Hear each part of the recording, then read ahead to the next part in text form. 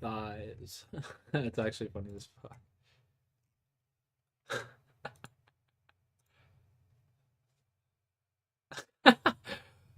It's genuinely funny as fuck. Fabosi, what?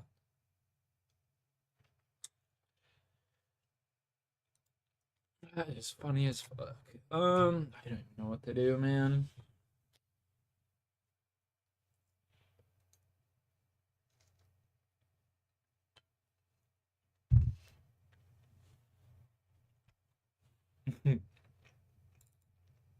Depression. And first thing I see your ass smiling. What can I say? What can I say?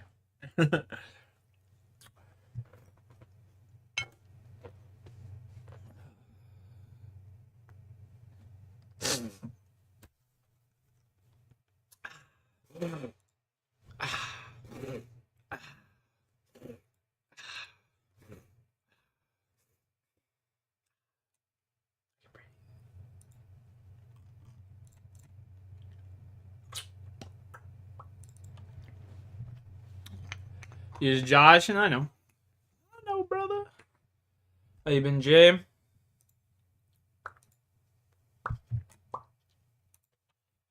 What's new, dude? You saw the stream I died? It was low-key funny. Yeah, I'm sure it was hilarious, bro. I'm sure it was hilarious. Fucking hilarious.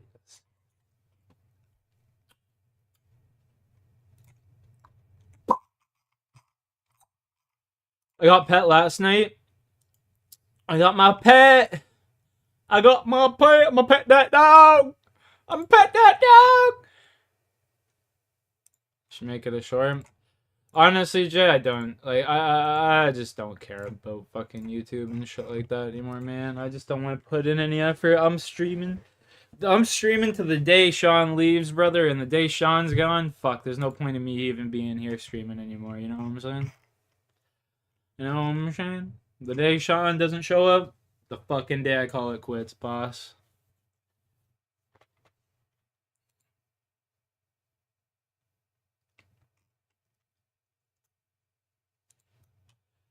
The day Shawnee boy don't show, the day I call it fucking quits, homeboy.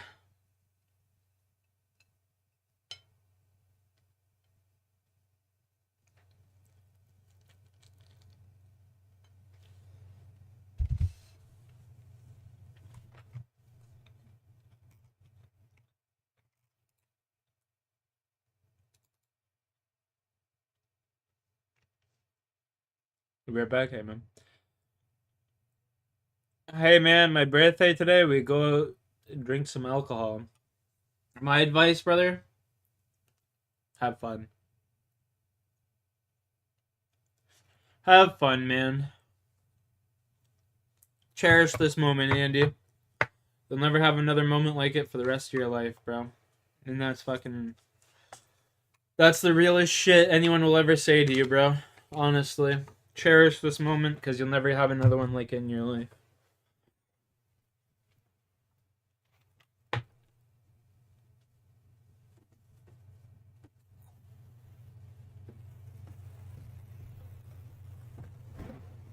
God bless you, Andy. Happy birthday, man.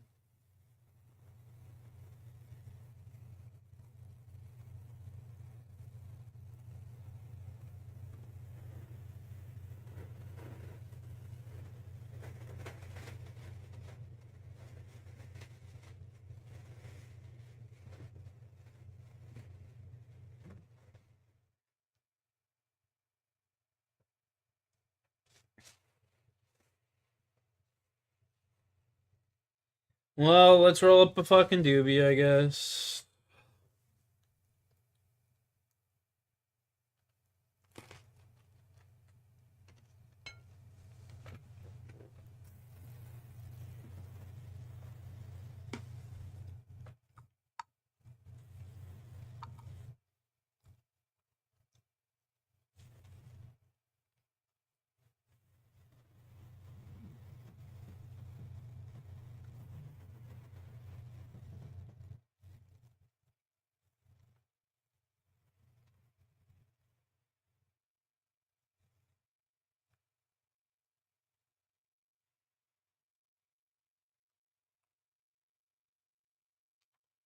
Love, peace, and tranquility, brother.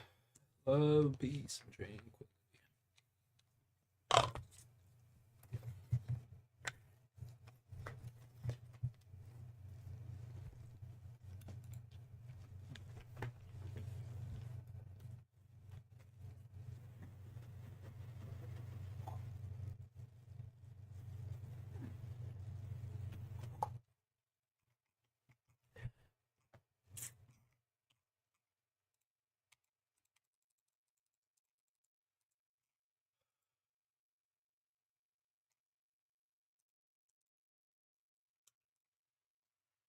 4 levels ago.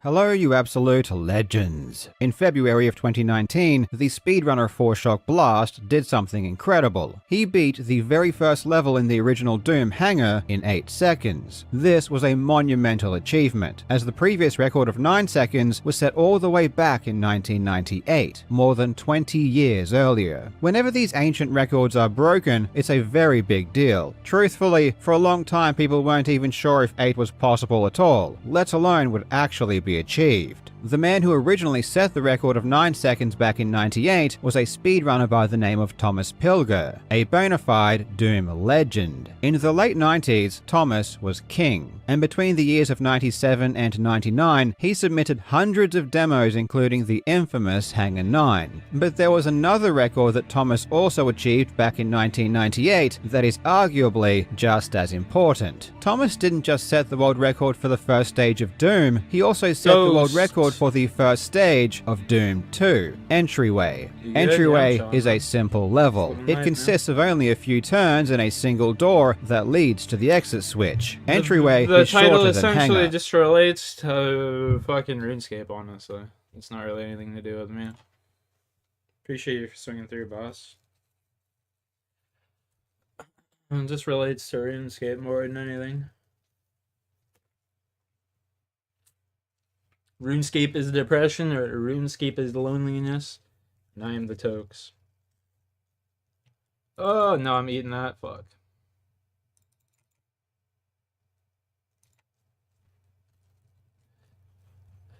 Appreciate you, Ghost. You're a fucking living legend, boss.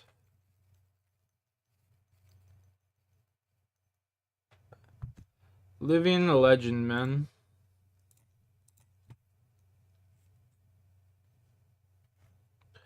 Why am I depressed? C10, no, it's just... Okay. I'm not actually depressed. I'm not actually depressed at all. It's just, like, I'm playing RuneScape. It's just a joke. It's literally just a joke. RuneScape is the depression. Yeah, appreciate you. If it goes, you have a good one as well. State of trouble, homie.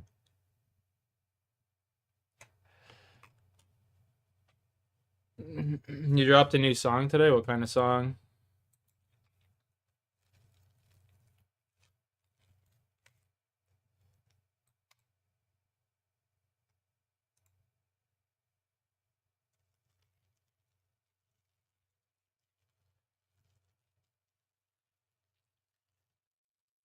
Moving on. Let's listen to it. I'm rolling up this fucking joint right now, brother.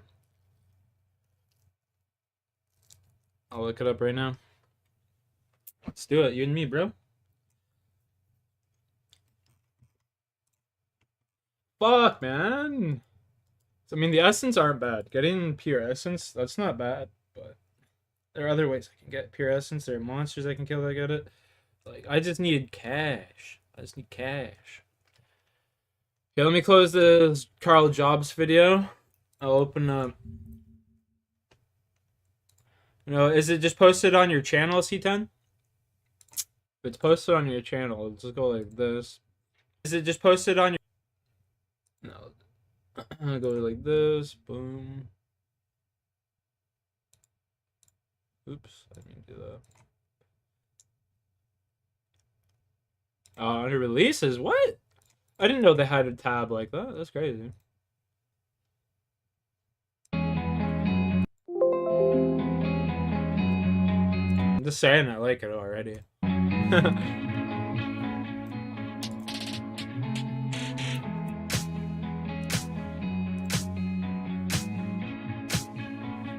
Oh, it's because it's a music count? Oh, I never knew you could do that. Staring out my window, staring out my window, staring out my window, staring out my window, staring out my window, staring out my window, staring out my window, staring out my window, staring out my window, staring out my window, staring out my window, staring out my. You want some? Take a toke, buddy. That I want to be back with On the the one that I house. left, but I miss how we laugh and I miss what it is. There you Like I go. live in the past and I wish we could get it where it was when it crashed. And I really miss the nights when the fights don't occur. I do anything One to for hurt, you, take one a for pride me. off the curb, take a light to the world when the nights are blurred, and take a knife to the heart just to fight the urge. Like whoa, bitch, you trip me up when I'm focused. You give me love when I'm hopeless, and you know this, and I know this, yeah. I never meant to end up in a broken home, and I never meant to leave you there to fight alone. And I know you're gonna get it, you survive a soul. Then you never on a mission, you just ride the road. It's like you're never on a mission, you just ride the road. And you ain't never gonna get it, you survive with souls. And I ain't never meant to leave you there to fight alone. And I never meant to end up in a broken home. You give me love when I'm hopeless, and you know this, I know this. It's like, whoa, bitch, you trip me I think up he's when the I'm- lyrics, yeah. Yeah, take a knife to the heart just to fight the urge. Take a light to the world when the nights are blurred. And I do anything to hurt to take a bite off the curb. And I really miss the nights when the fights don't occur. And I wish we could get it where it was when it crashed. And I miss what it is, like I live in the past. You're the one that I left, but I missed how we laughed. Now I sit on my ass and I look through the crack like window, staring out my window, staring out my window, staring out my window, staring out my window. Yeah, I figured it was your voice. Yeah. Staring out my That's fire. window, staring out my window, staring out my window, staring out my window, staring out my window, staring out my window, staring out my.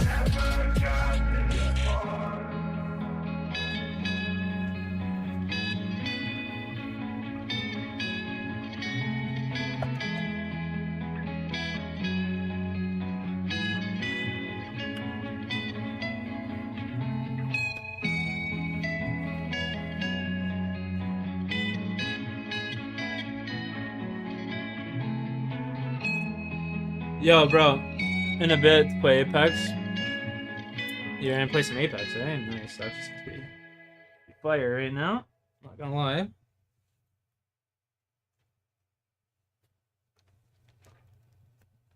See, Ted, before you leave, bro, you gotta check out my buddy. He makes these beats.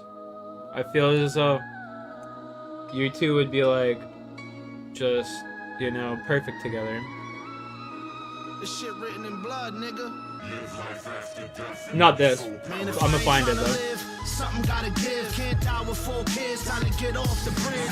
Roses turn black when the rain fall. Sunshine make the moon rise. City look like an 8-ball. Lazy niggas get praised for their hard work. Hard workers getting paid less than they all worth. Rap was a dream. Yeah, listen to these are beats my buddy makes and shit. Like, I feel as though I have never listened to this one in particular, but like, I feel as though King ISO, nah. I feel as though these are your type of beats. Not necessarily this one, but he's got thousands of them.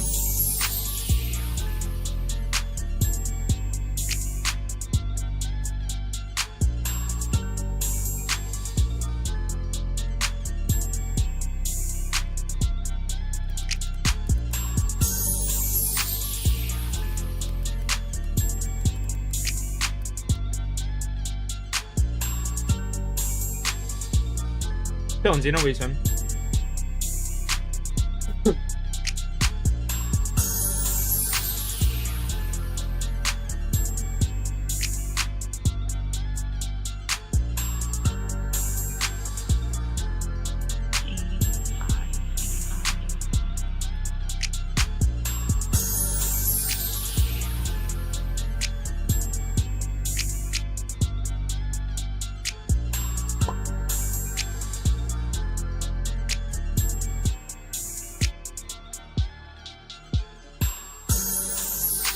SSD, nice man, that's what's up.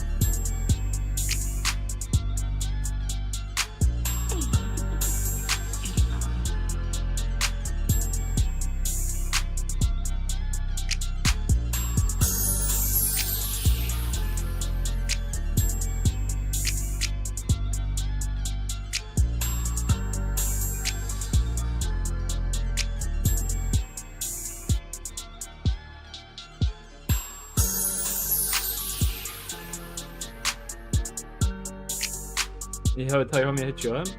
Alright, I will.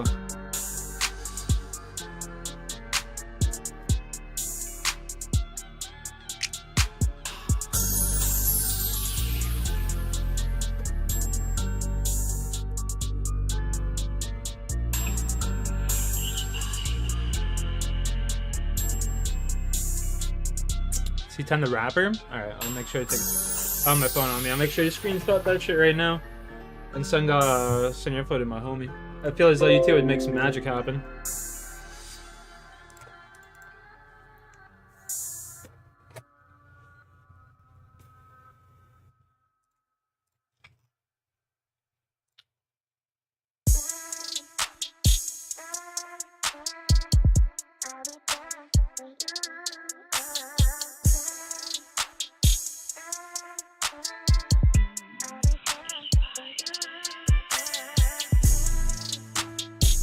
Time to roll another joint, chat.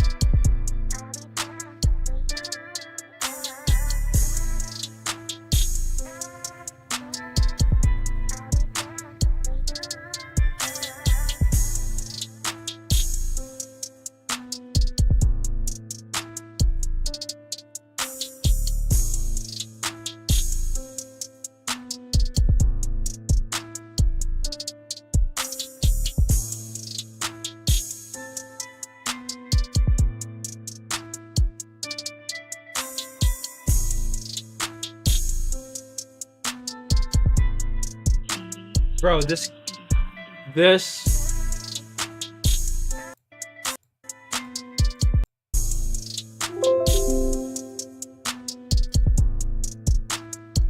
like right when this keyboard comes in.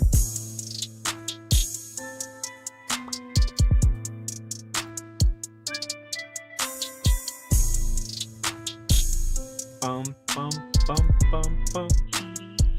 He needs to loop that. That man needs to loop that.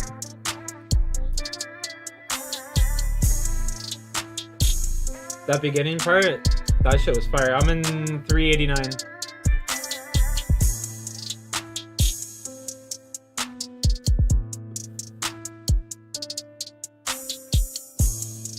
Bro, that shit's gotta be looped in the beginning here.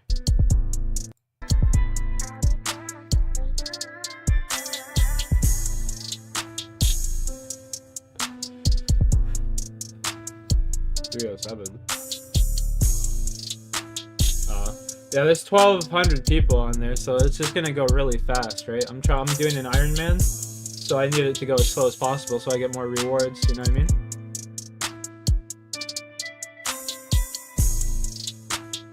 I'm trying to get as many like rewards as possible right now.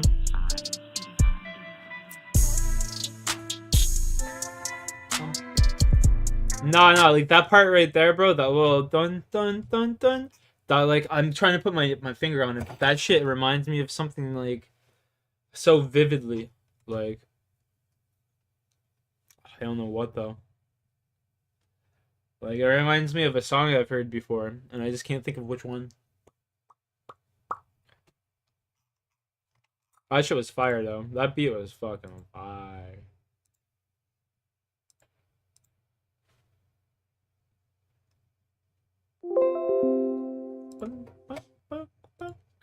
Come on, give me coins. Bro, jewels are not bad.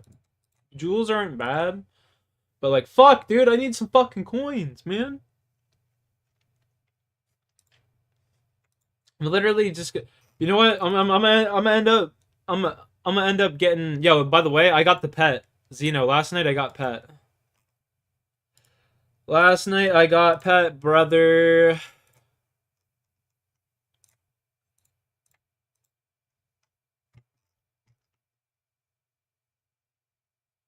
Yeah, I got pet on 43 KC, and I have over half Pyromancer already. I have over half the Pyromancer. I just need the legs and the boots.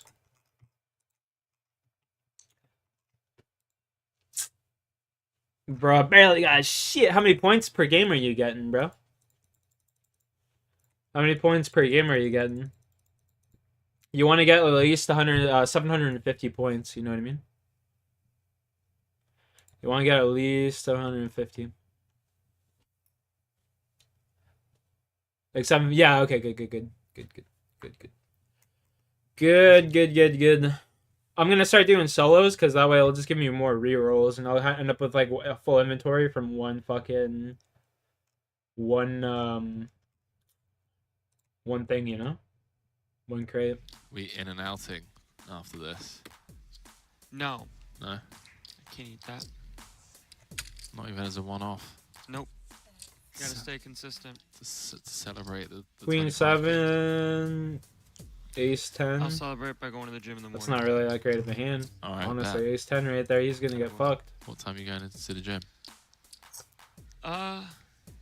Looks like around This man needs luck. It's 1:30 right now. I know I what was gonna say 10%, but Right, it's so you're 15. just gonna neglect your sleep, yeah?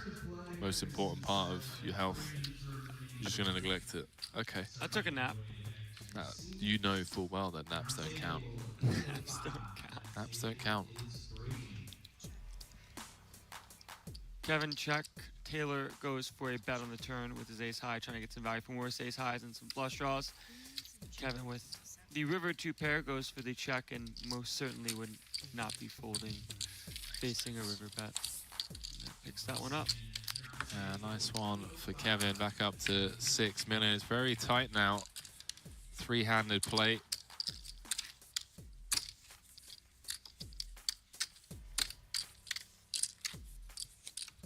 And yeah, a couple of people in the chat pointing out these guys are both mentally and physically fatigued, been grinding for 12 hours now against very elite, very tough competition.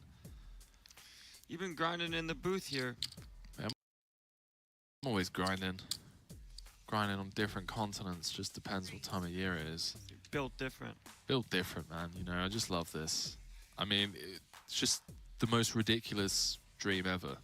I'm living in a sim, but I wake up one day and everyone's gonna be like, yeah, that was just a dream. Get to commentate on some of the best players in the world. WPT, record-breaking series at the win. This fucking kid's an idiot. He stole 2,000 fucking cake. Almost died not paying attention. Seth saying, can you show the chip count leaderboard, please? I can't, right, unfortunately, but what you can do is every hand next to the players' hole cards, they have their chip counts. Bro, I'm getting red here. Taylor currently playing 6 million. Rampage playing 9.2. Kevin playing 6. Alright, about 40 seconds left on your break. Dealers go ahead and scramble up those decks.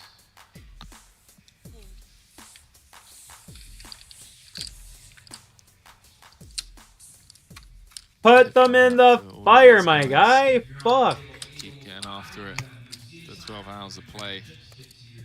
What's the 600,000 difference? Oh my between god, this first and RNG third this party round play? literally Lots to fucked play me. for. Me half paying attention and the RNG just fucked me royally. That's the depression right there. Winner toed it. That's the fucking depression. Loneliness. Winner toed it yet again. Fuck, I hate this spot, man. This minigame's so fun, yet so boring at the same time, you know? Hey, whereabouts he from? Like, so From easy, Harrow? it's mind-numbing. Alright, milestone satellite dealers and players. Blinds are 3, 6, Feeling, 6. mate. Jump up and deal, please. Haven't lived in the UK We gonna get 72 fire making here. for about 7 years now. Spend a lot of my time stateside, Vegas, Come on, baby. LA. Come on! Come on! Kevin thinking of something. Oh, I here. didn't do it. Rampage Fuck, that completing would have from been the small. legendary. Kevin coming for the 3x 5k on the cash, we'll take that all day. Pump it up. That's what I'm talking about. It's Take that about- 5k well, cash asking if stack they've all looked up fucking day, 325K, baby. A little bit more, 328,300. Oh, man, look at that cute-ass Phoenix right there. $518,940 for second. 894,240 for the How much eventual cash? 104k? champion. We need 200k and then we stop opening up crates, man. 200k a day keeps the doctor away. Also Let's mentioning go. talks of a deal. I've got a funny feeling that there won't be any deal discussion, for what it's worth, until we at least get heads up, and then it's very dependent on I thought it was a stats 9 and for a second. whatnot. I was I like, mean, that guy's got it Kevin straight. Rabichau- Almost. widely regarded as one of the best no-limit heads-up players in the world. Was for quite some time. Comes from a high-stakes no-limit hold'em cash game background. 10 on the turn. 10 on the turn? Ooh. That Welcome is- sight for Kevin. That is the 10 on the turn. Top pair. The toppest of pairs. Rampage picking up a gut shot. May decide to take a stab at this here. Doesn't. 7-8. He needs a 9. On over The man's to got a Kevin. gut, so yeah. Yeah.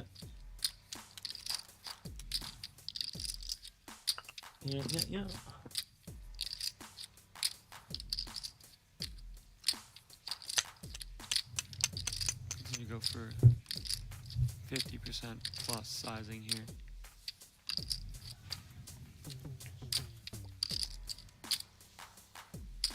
Yep, goes for B66. Repping a 10. Repping a hand that can pick up some equity with a jack in it. Maybe a 9.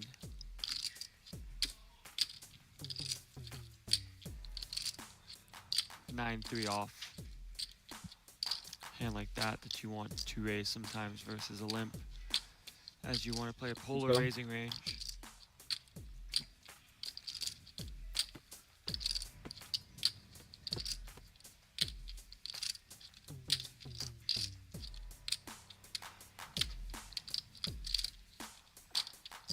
In the tank here. I like it. Clean living with a fold. Calling with Jack High, a little bit ambitious. Hand too weak to raise. Which only leaves you with one decision, Henry.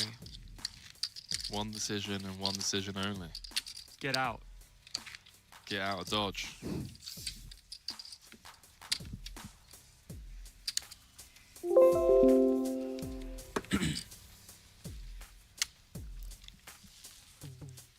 Would you consider Ethan the people's champ right now?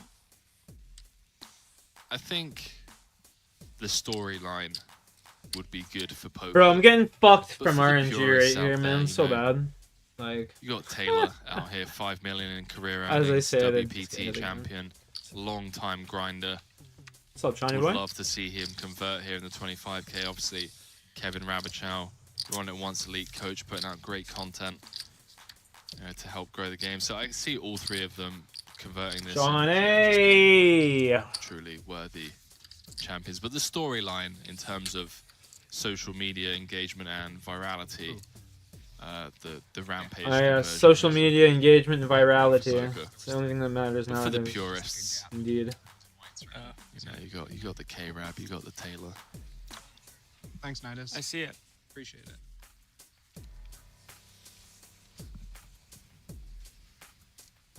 Jeremy's saying we need to start straddling. I'm ready for bed. Yes. If you had asked me at the start of the day, you know, what time do I think we're going to be wrapping up, I wouldn't have said 2 a.m. I'll tell you that much. No. If you'd have told me I was going to do some commentary today, I would say, I don't know. Bro, where the See fuck are all these nugs of weed coming Here from? we are. They're just falling out everywhere. What in the fuck? 24 bigs. I just found like 3 nugs of weed in my pants. pants. Top of Kevin's button open. This is close. Definitely precarious. They're just popping up out of every fucking Not leaving it orifice. up to variance. So that right there was a good example of if Ethan had a hand like Queen Jack, Queen 10 suited, Queen 9 suited, Jack 10 suited. Those are some of the really good hands that you want to play as jams to clear out some extra equity.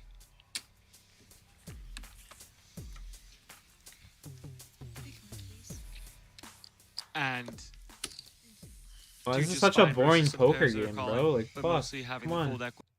That was like the most boring poker game I've ever seen. No one at the table's talking. Like, holy shit.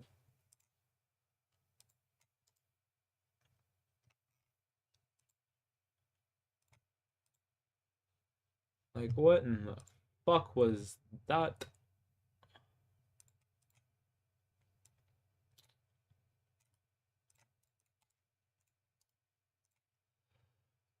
Stepping into the world after graduating college is like unlocking a new chapter in life for many young adults, and that's precisely what 21-year-old Grace Millane from Essex aimed to do after earning her degree from Lincoln University.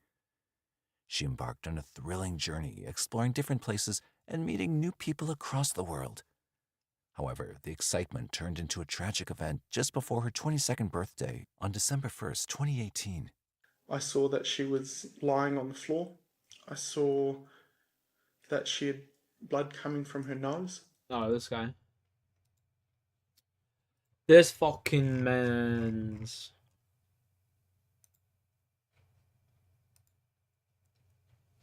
Jerks off is K9.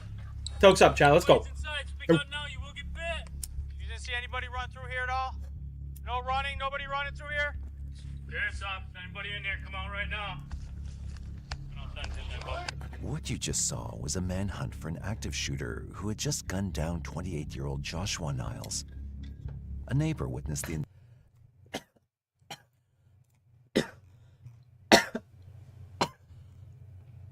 Holy fuck. I had a dream, and then I turn on the lights and she's dead on the floor. How? I have blood all over me, and there's a bloody knife on the bed, and I think I did it. At around 1 a.m. on September 1st, 2017, 38 fletching. a 911 dispatcher from Raleigh Police Department received a call from 28-year-old Matthew Phelps, who sounded a bit sedated. During the call, he claimed that he had accidentally stabbed his wife Lauren to death while he was dreaming. He then suddenly woke up and saw his wife lying in a pool of blood on the floor. I took more medicine than I should have. What medicine did you take? I took Corseed, cough and cold, because I know it can make you feel good, so a lot of times I can't sleep at night. Is she breathing at all? Is her chest moving? Is anything going on with her? No. Okay, well, we're gonna at least... The blood is dried on me. It's dried? The blood's not wet on me. The blood is He's dry. all for him and so on. Not long after this portion of the phone call, Matthew admits to why he's acting so strangely and presents a reason for the slaying. Raleigh police arrived at Matthew's Patuxent Drive home in Raleigh just seconds after the 7-minute call. Matthew's wife, 29-year-old Lauren, was lying motionless on the floor. A blood-soaked knife was on the bed, and the cough medicine was laid out on the bathroom counter, supporting his claim for taking cough medicine. Though Lauren exhibited no signs of life, paramedics still took her to the hospital where she was pronounced dead. Detectives were confused about whether it was a tragic accident or a planned murder, but they brought Matthew in for further questioning. The results of the autopsy performed on Lauren's corpse revealed gruesome details. Her body suffered 123 stab wounds.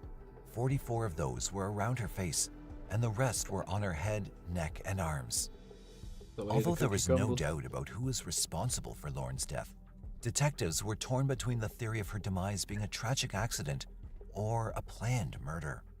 Hundreds of pictures on their social media accounts represented the couple's contented life together. Matthew did not have any criminal record. From the outside, they were a happy-go-lucky couple who had it all. The cough syrup theory could not be immediately discounted. After all, cough syrups, when taken in a high dosage, can cause euphoria, delusions, and dissociative phenomena which often result in people acting strangely. In order to solve the mystery of this killing, investigators began to dive deep into the couple's history. Lauren Ashley Nicole Hugelmeyer was born on June 9, 1988 in Los Angeles County. In a tight-knit and religious family, Lauren had a picture-perfect childhood along with her two siblings, older sister Beth and younger sister Brianna. Lauren was known as an all-around happy person. She was known to be hardworking and studious. In 2007, Lauren graduated from Swain County High School in North Carolina. Afterward, she graduated college with a degree in business administration and management in 2011 from Appalachian State University. After completing her studies, she worked as an auditor at Quintiles.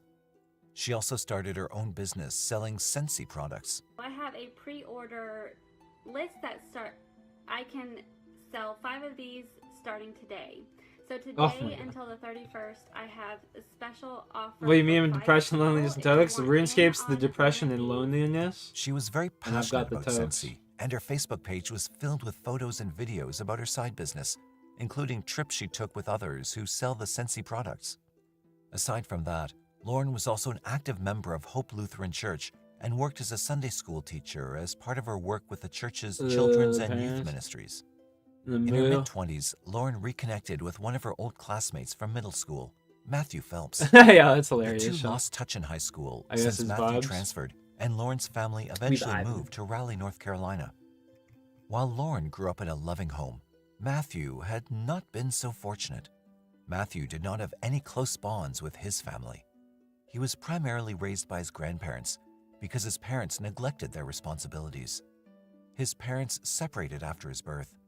While his biological father was entirely absent from his life, his mother was also rarely around. His mother remarried a few times, but Matthew never formed a father and son type bond with any of his stepfathers. His grandparents tried their best to provide him with love and care, but there was not enough to fill the vacant place in his heart. This dynamic may have been what caused him to start acting out from an early age. Whether his living conditions affected his mind or not, Matthew started hanging out with the wrong crowd and began abusing drugs and alcohol in his high school years. Matthew and his friends were known to have often consumed Coricidin, the same medicine that he is now claiming to have taken before attacking his wife. What the fuck? High amounts of Coricidin cause a high, which Matthew and his friends took advantage of. I know exactly what Coricidin is. Who the fuck would want to do that? That shit's like terrible for you, bro. To spiral out of control, and as a result, Squirter, what did you get up to today, bro? Eventually forced to take Chat, what did every single one of you, all 7 people, what did all 7 of you motherfuckers get up to? Back on the right track. This worked well for Matthew. He started getting better grades in school and eventually graduated. He then attended the Clear Creek Baptist Bible College in Pineville, Kentucky, and seemed to have significantly improved from his early high school years to eventually graduating college in 2011. It was Matthew who stumbled upon Lauren's photos and realized that they both knew each other. After It was him that hesitating stumbled for a bit, upon her photos Matthew and reached started out to Lauren creeping. through Instagram. Watch Dogs, you know my He liked schedule. every Fair, picture of fair. Lauren that was ever Living posted. life, bro. The Yeah. two began catching up, and as such I things hear you, often man. go, the texts soon That's a transitioned me to answer long, right there, late-night Squirt. phone calls. I Before answer long, like that. both Matthew and Lauren fell head over heels for each other. The two began a long-distance relationship since Matthew was still living in Kentucky at the time. Yo, Despite living hundreds of miles away from each other, the relationship between Looking them for a began game to play? progress Might I very suggest quickly. RuneScape, It Squirt did not Savage? take long before Matthew made the effort to visit Lauren in Raleigh. Eventually, he moved back to North Carolina free. to be with her. Being so close to her family, Just Lauren was saying. excited to introduce Matthew to everyone. Most of her family welcomed Matthew with open arms, Yo, trusting Squirt, Lauren's choices. Sean, Zeno. They saw him as a kind Everyone, and take a well-behaved toke with me. man who Let's go. genuinely cared for their daughter. Let's Lauren's fucking mother, go. Lori, thought him to be the perfect fit for her daughter. However, Lauren's father, Dale, was skeptical about the relationship. Perhaps it was just a father's protectiveness for his daughter, or maybe a gut feeling. But as far as Dale was concerned, Matthew was moving way too fast and possibly You hiding wish? secrets from Lauren. No need the Yet wish, he could just not do. put his finger on what exactly it was about Matthew that gave him that uneasiness. He decided to set his feelings aside because his daughter seemed so happy. In time, Matthew became part of the family. Dale's suspicions were finally taking shape when Oh. Matthew dropped a bombshell at the dinner table during a visit to Lauren's parents' house for a game night. He confessed to having a failed marriage prior to dating Lauren, but refused to share any other details. This raised questions about his integrity and intention, as not only had he already His been intention, divorced his at such a intention's to young fuck age, your daughter, but boy. also Like, what do he you hid the fact mean? for months into his Obviously, new that's his relationship. intention. And more than words, it was his Come on, body dog. language that looked sketchy to Lauren's family. Nevertheless, Lauren loved him with all her heart and didn't seem to mind any of his actions, so the family offered their support when they progressed. Hey, to the bro, next you play step in their OSRS? relationship. Nah, man, I don't The play couple finally OSRS. got engaged in 2015. Not at all. The engagement party was remembered as one of a kind by her family and friends. Matthew's mother, whom the family described as problematic, did not really You like making an Lauren. account right now? She even Yeah, went to let's the point go, of purposefully Savage. wearing Let's a go, white dress to the baby. wedding to make her feelings known. Yo, Squirt. However, the event I went swear to off God, without a if you hitch, make an account, and the homeboy, couple I'll tied drop the by knot the Lumbridge following and drop year. you off a mill The to pair start out incorporated with. the Star Wars theme in Alright? the wedding, since they I were swear to both God, huge I'll just fans drop of you the off a mill. franchise. It's not gonna make or break your Both Lauren game, and but it will Matthew seemed definitely to be help on you get top of the along. You know world what I as mean? They started their new journey together. Yeah, I play For RuneScape, Lauren, homeboy. married RuneScape's life like was a a guilty dream pleasure. come true. Opu. Who you? She had her own house, a job that she put all of her efforts into, and a husband who always knew how to make her smile. However, the dream marriage soon began to It's transform. always the into an dimes I ugly get it, bro. reality I know, dude. as It's so Matthew sad. began to show his true colors just a few months It's into the their pop, marriage. man. The pop. Matthew was POP. having a Power hard of the time finding pussy, man. jobs, That drives and these when he did find motherfuckers, a like these job- little incel fuckers like that, insane. You know what I'm saying? Drives them crazy.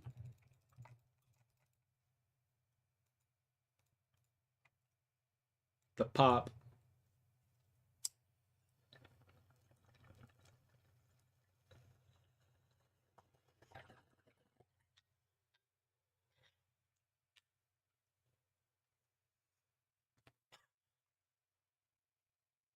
He'd soon leave the job with little to no explanation. In addition to that, he idly spent most of his time playing video games while Lauren had to work multiple jobs to run the household. According to Lauren's family, whom she often confided in, this put a strain on their finances. But that wasn't the only factor putting financial strain on Lauren. Matthew was overspending on fancy electronic gadgets and gaming equipment, while Lauren was focusing on tightening their purse strings. He spent Oh, fuck off. $1,200 on iTunes and Xbox subscriptions for his video gaming. He'd What? even go to the extent of stealing money out of Lauren's purse if she ever refused to pay for his frivolous lifestyle. Bro, what a loser. Lauren had approximately $10,000 in her bank account before getting married to Matthew, but by the time of her death, it had dwindled to only $1,000. There were other problems in the relationship besides just Matthew's. Homie spending got addicted habits. to those V-Bucks. While visiting Matthew's family home with them 6 months after the couple got married, not only did his mother give Lauren the cold shoulder, but she and Matthew fought the whole time. She felt like an outcast in their home. Naturally, the reasons behind most of the fights were in regard to You Matthew's feel bad for that money-spending guy? habits, It's an addiction? which prevented them from pursuing things they wanted to do together. Low key. As mentioned earlier, the I couple mean, you can was get a big addicted to fan of anything, Star bro. Wars, and they were trying to save money for a trip to Disney World. However, Yeah, old Matthew school would spend whatever RuneScape. little was Yeah. saved on his own Old selfish school habits, RuneScape. never Yeah. allowing the couple to get ahead. Additionally, Lauren was You can suspicious download that it right Matthew on your had had phone. an Honestly, you extramarital can play it affair right with their off of your neighbor, phone. who Matthew regularly spent time with. There was an instance when Lauren was on the phone And then with you're her just elder gonna sister walk Beth around. while cooking dinner for Matthew. Yeah, I'll log into my After other coming back account. from work, he went out to hang out with the neighbor and left a text for Lauren stating that he was having way too much fun with the neighbor and that Lauren should have dinner without him. Although Matthew spent a lot of time with their neighbor, he was extremely possessive of Lauren. There were multiple fights regarding a man at their church who, Matthew thought, was hitting on Lauren. Matthew distrusted Lauren, which caused even more distance between them. Matthew justified his insecurities by recounting the story of how his ex-wife left him after meeting another man on a missionary trip. You can For play obvious if you're on reasons, your his justifications would not solve if anything. you're on your phone as if their you're on your phone you relationship can't get was on a Moonlight. downward spiral. Lauren had If opened he's on up his to phone, loved he ones can't on get multiple Moonlight. occasions about her desire to leave her controlling husband less than a year into their marriage. However, because of her religious beliefs, she was adamant about making the marriage work and tried to push divorce to the back of her mind as a last resort. Despite all of their issues, Lauren still tried to present a perfect marriage to the outside world. On every platform of social media, she continued to post pictures and videos of themselves accompanied by sugary sweet captions expressing their love. Yet that was in stark contrast to what was actually happening behind closed doors. Eventually, Matthew decided to go back to college to become a pastor for their church in an attempt to keep their marriage afloat. However, Lauren was not significantly impressed with this effort. In fact, fed up with his inconsiderate and immature behavior, Lauren was finally on the verge of leaving Matthew, but she would never have the chance to follow through with that decision. Instead, she was brutally murdered by her husband in their marital bed. Sounds like a With all lovely this man. history, it did not take long to put the puzzle pieces together. They all concurred that everything That was about the a crime change, scene yeah. looked What way do you too mean? staged. Not What? only were the knife and the cough syrup perfectly set out in certain positions, but Just talking Matthew about had all almost this. no blood on him aside from some on his Nah, shoes I'm and a tight. few It's drops on his using my shirt. government name This for my was not account. consistent with someone who had stabbed Using a your person government. You make your name for your 123 account, though. times. It looked as though Matthew had attempted to clean You set himself up your name. which What contradicts do you his mean? claims of being in a delusional state. Luminol tests performed around their apartment showed that there were Like, I traces chose of blood this name. everywhere, which do had you been mean? cleaned up before authorities could see it. Investigators now You recalled how installed Matthew would show Greenlight? no emotions when they arrived oh. at the crime scene. Subsequently, Oh. Bayer, the maker of Courcidin, released a statement saying that there was no evidence to suggest that Courcidin is associated with violent behavior. Additionally, yeah, a I medical don't really report remember signing suggested up for that this at the shit, so time I of the can't murder, comment on his that. body To be contained a honest with very you. low amount of the drug, and it was I have unlikely no to have comment on impacted that. his reasoning at all. I don't really However, remember. Matthew opted to stick to his alibi about the cough syrup and did not change his story. So, investigators started digging deeper for more evidence. Upon delving further into Matthew's motives, the investigators found a journal where he wrote about all the troubles he was having with Lauren. Why did He went on and I on don't about his low understand that. esteem and insecurities in his relationship with Lauren. Despite Lauren's best efforts, Matthew Imagine never this felt guy's he just fit got in this well with journal her and shit, and family. his wife's just The reading it all neighbor the with whom time. Lauren had suspected Matthew of having an affair with told police that they were just friends and bonded over their struggles with anxiety and depression. She also shared that as they continued spending time together, Matthew began talking about more morbid subjects such as suicide and death. Perhaps he intended to get his hands on the licensed and concealed gun he knew she had in her home. Additionally, after gaining access to his phone, investigators discovered his concerning search history. He had searched for odd things, such as, "How loopy does Courcidin make you?" Or, "Have other people been high from Courcidin?" Looking solely at these Google searches, one could surmise that this murder was premeditated and he was already planning on using the cough medicine as a defense. However, this circumstantial evidence was not enough to build a solid case against him. Yet soon another discovery came to light. Matthew had a secret Instagram account, @Marty_Radical, where he posted dark images from the movie American Psycho and pictures of him dressed as Patrick Bateman, the lead character of the movie. Apparently, Matthew was obsessed with serial killers and expressed to a friend that he was curious about what it would feel like to kill someone. Right before he murdered Lauren, he posted an Instagram photo with a caption saying, "Everyone thinks I'm a serial killer. #found an angel to kill." The account contained numerous posts that discussed the devil and demons. Finally, it was time to bring the matter to trial. Prosecutors were confident that they had enough evidence to implicate Matthew in his wife's intentional crying murder. and shit. However, Matthew's defense argued in court that this wasn't in Matthew's character and that he was in an unstable and depressed mental state when the murder occurred.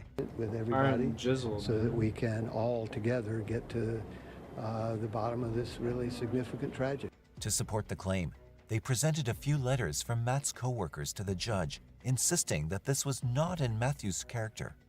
The prosecution brought Matthew's ex-wife to the stand. Contradicting Matthew's previous claims of her cheating on him, she revealed that it was Matthew who cheated on her multiple times throughout their marriage. Hearsay. Like Lauren, she seemed to have similar issues in her marriage to Matthew. These included Matthew not working, spending way too much money, and not contributing anything to their dreams together, which ended up causing the separation. Matthew ultimately accepted a plea deal and pleaded guilty to first-degree murder to avoid the death penalty he was initially facing. Damn. He kills one person and he's facing the death penalty, and other people kill like a fucking whole bunch of motherfuckers, and they just, you know, life in prison, no problem. No biggie. Personally plead guilty to the charge I just described? Yes, sir. And did you in fact murder your wife, Lauren Hugelmeyer Phelps, by stabbing her multiple times? Yes, sir. The matter finally came to a conclusion on October 5th, 2018, when Matthew was sentenced to life in prison without the possibility of parole. After his sentencing, Matthew read an apology to Lauren's family. I'm sorry that I took away Lauren's life, a life that was deeply connected to so many people. However, his apology fell on deaf ears, as her family said that it meant nothing to them. Never. I'll take him to my grave, and I'll still hate him. There's no way. No man can do that to any human being. They stated that they could never forgive him for his thoughtless actions. They shared in a statement, "He was luring all of us into a trap by taking advantage of our kindness and generosity. We never once thought Lauren was in danger." To this day, Lauren's family feels a sense of blame for not intervening when they knew the relationship had taken a turn for the worse. To help others like their beloved Lauren, they've put together an organization called Lauren's Light, which raises awareness for abusive relationships and domestic violence. Another torch. On June 8, 2012, the Vancouver Police Department in Canada received a desperate call from a 25-year-old Chinese exchange student. You made a character, so you Gucci? The caller said that his mother, bro, if you go to World 301 and you come into Lumbridge, went missing just 301 1 day before she was supposed to return to her home country of China. She was I'm waiting right here for you. Because of her inability to speak. I'm waiting right here for you, boo-boo. Her native tongue being Cantonese. Lianji and her husband Tang Juihe went to Vancouver, Canada 20 days prior to visit her son, Yuan Shi Tang, who was studying at Douglas College in Canada. They rented a B&B and made lots of I'm going plans for for the three of them 5 to so you spend can't time run together live as a family. chat or downstairs Yuan all was that well. excited to show his parents around his new city. After a wonderful Minimal visit with round, her you want to son, start doing it at it was 40. time for Tang Sorry, I'm too Juihe fresh. and Start doing Lianji it at to 40. go back home. They had a flight scheduled to China on the afternoon of June 7th. Just go watch any of my old 5 According videos, to Yuan's streams. statement, on the morning of their Go flight, watch any of my old Yuan 5 made his way streams, to the rented man. apartment to pick up his parents to And go wait to the for me airport. to But his get father set was up, still you know what I mean? sleeping. As there was still plenty of time, Watch me get set Yuan up and shit, decided and to then let him just do sleep that. in and took his mother for You gotta edit your breakfast guy? and Yeah, rested. you're on Tutorial After Island. breakfast, they returned to the B&B where You're he on began Tutorial loading all Island, their luggage homeboy, into his so- car. He could see his mother watching him from the window as he was loading the luggage. I forgot to grab He a stated cake. He Oh, then went to a nearby mall to make a purchase. bro, thanks a lot. No But worries. shockingly, when he returned, his mother was If you nowhere to be look, found. I was playing 5 like Yuan last woke week his or the week father up to before or something inquire like about that, his and I got mother's to around whereabouts. 50. Literally. Initially, they weren't So all if you that just do concerned. that, it'd be They good. assumed that Luanji had just stepped outside for a minute and couldn't have been very far. Yeah. After unsuccessfully trying to reach her by phone, they waited for some time, expecting her to come back. After a few hours, when she did not show up, they went to look for her. They searched around the city for quite some time with no luck. Since the flight was for that afternoon, Yuan and his father headed to the airport, thinking she may have caught a cab there. Unfortunately, she wasn't there either. As the airport announced the boarding of their flight, Tang Juihe was torn between going back home and searching for his wife. However, Yuan reassured him that it must have been a simple mix-up and that he'd be thoroughly searching for her and send her home once she was found. Tang Juihe returned home after a 13-hour flight filled with confusion and anxiety. His wife's seat beside him remained empty. Unable to find his mother, Yuan called the police the following morning. An investigation was I'm gonna get launched hit by that immediately fuck. in Not an good. attempt to find Lianji. When they reached the scene, they did not find anything suspicious. However, police speculated that Lianji was trying to illegally stay in Canada and did not want to return home. However, this theory was filled with holes. Yuan's family ran a very successful furniture transport business, making them very well off. They had customers across the world, including the US, Europe, and Southeast Asia. While Tang Juihe visited his son often during business trips, Lianji was visiting Vancouver for the first time. She had no history of any addiction, mental Nah, I just gotta instability, come over here. affairs, I or didn't bring known enough enemies. cake, man. I brought There one was slice really of no cake. I reason fucked for up her so to want large to right there. illegally stay in Canada. This theory was eventually thrown out when Lianji's belongings, including her money, passport, and handbag, were discovered in Yuan's car. Fearing that she may have been abducted by someone, Yuan set out on a mission to find his mother. He handed out flyers with his mother's picture and details. He also gave interviews and held press conferences to spread awareness about his mother's disappearance in hopes of getting significant information. His father soon returned to Vancouver to assist in the investigation and search for his wife. The public, especially the Chinese community, was moved by the story of the father and son who were desperate to find their loved one. Many locals volunteered in the search efforts. Here. Meanwhile, the police continued their investigation, but for days, the search yielded no results. There were no ransom calls, which weakened the theory of kidnapping. At this point, when several days had passed with no new leads, cops were considering a much more sinister outcome. As a last resort, police began to look at this case from a different angle. They started looking closely at the family members. As they dug deeper, a strange piece of information caught their attention.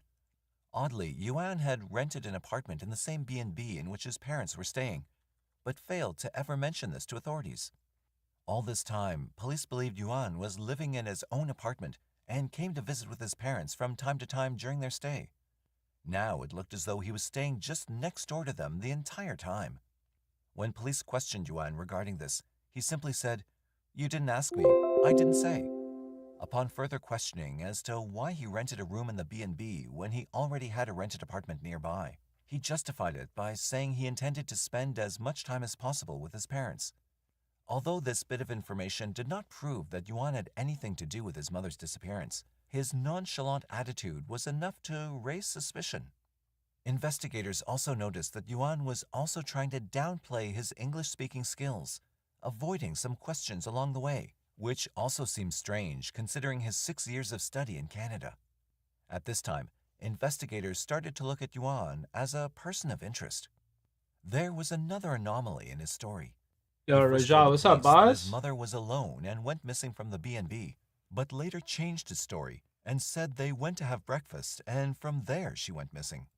He again changed his story later and said she was in his apartment and disappeared from there. Shocked by Yuan's lies, Tang Juihe asked him why he would do such a thing. Yuan told him that he did this to save his landlord from legal trouble, since his landlord illegally divided the rent and had done him a favor by not calling the cops into his apartment. Though the excuse sounded lame, Tang Juihe wanted to put all his efforts into finding his wife instead of arguing with his son. But police started digging deeper for clues. They interrogated the tenants in the B&B in Richmond, Vancouver, and they all said that the family got along really well. They hit a dead end, unable to gather any evidence. 2 weeks later, Let me know in when a you press get conference, Savage. Tang Juihe and Yuan said that although they could not rule out the possibility that something bad had happened, they were hopeful that Lian Ji was safe and sound and would be reunited with them soon. At that point, investigators were leaning toward homicide rather than a disappearance. With hopes of finding remains or any evidence, they beefed up their manpower and began sweeping the nearby wooded areas, but to no avail. Despite all efforts, there was practically no progress in the case. As the business back in China was falling apart, Tang Juihe had no option but to return home. Once again, he was relying on his son to keep the search for his mother alive, which Yuan promised him he would do, before persuading his father to go back. On July 20th, 2012, I'm trying to Lian Ji's case turn was off the formally handed music. over to Yeah, Canada's fair. Integrated Homicide You go to your Investigation Unit. settings, Detectives and from then you go to your IHIU audio believed right from the here. start that Lian Ji's family It's like the members were wrench, involved in and her then it will be the disappearance middle and one. possible homicide. However, they were unsure whether it was Tang Juihe or Yuan Ji Tang who was the culprit. Looking at the inconsistencies in Yuan's statements, IHIU detectives zeroed in on him. When they went to search the B&B, they found traces of blood on the ceiling, walls, closet, and nightstand in the room that Yuan was previously staying in. They also found a massive spot of dried blood on the bed. The blood was taken into the lab for testing, but couldn't be determined who it belonged to. As the blood evidence alone wasn't enough, Yuan couldn't be apprehended. Detectives also wanted to search Yuan's apartment, but they did not have enough to get a search warrant, and Yuan refused to let them in without one. July 20th, 2012 marked 1.5 months from Lian Ji's disappearance. On the same day, police received a call regarding the finding of a suitcase containing human remains on the beach near Harwood Island, a 6-hour drive from Vancouver. When cops reached the scene, they discovered the corpse of a middle-aged Asian woman. Looking at her clothes, Back head police with the immediately RL. thought of the missing Lian Ji Guo.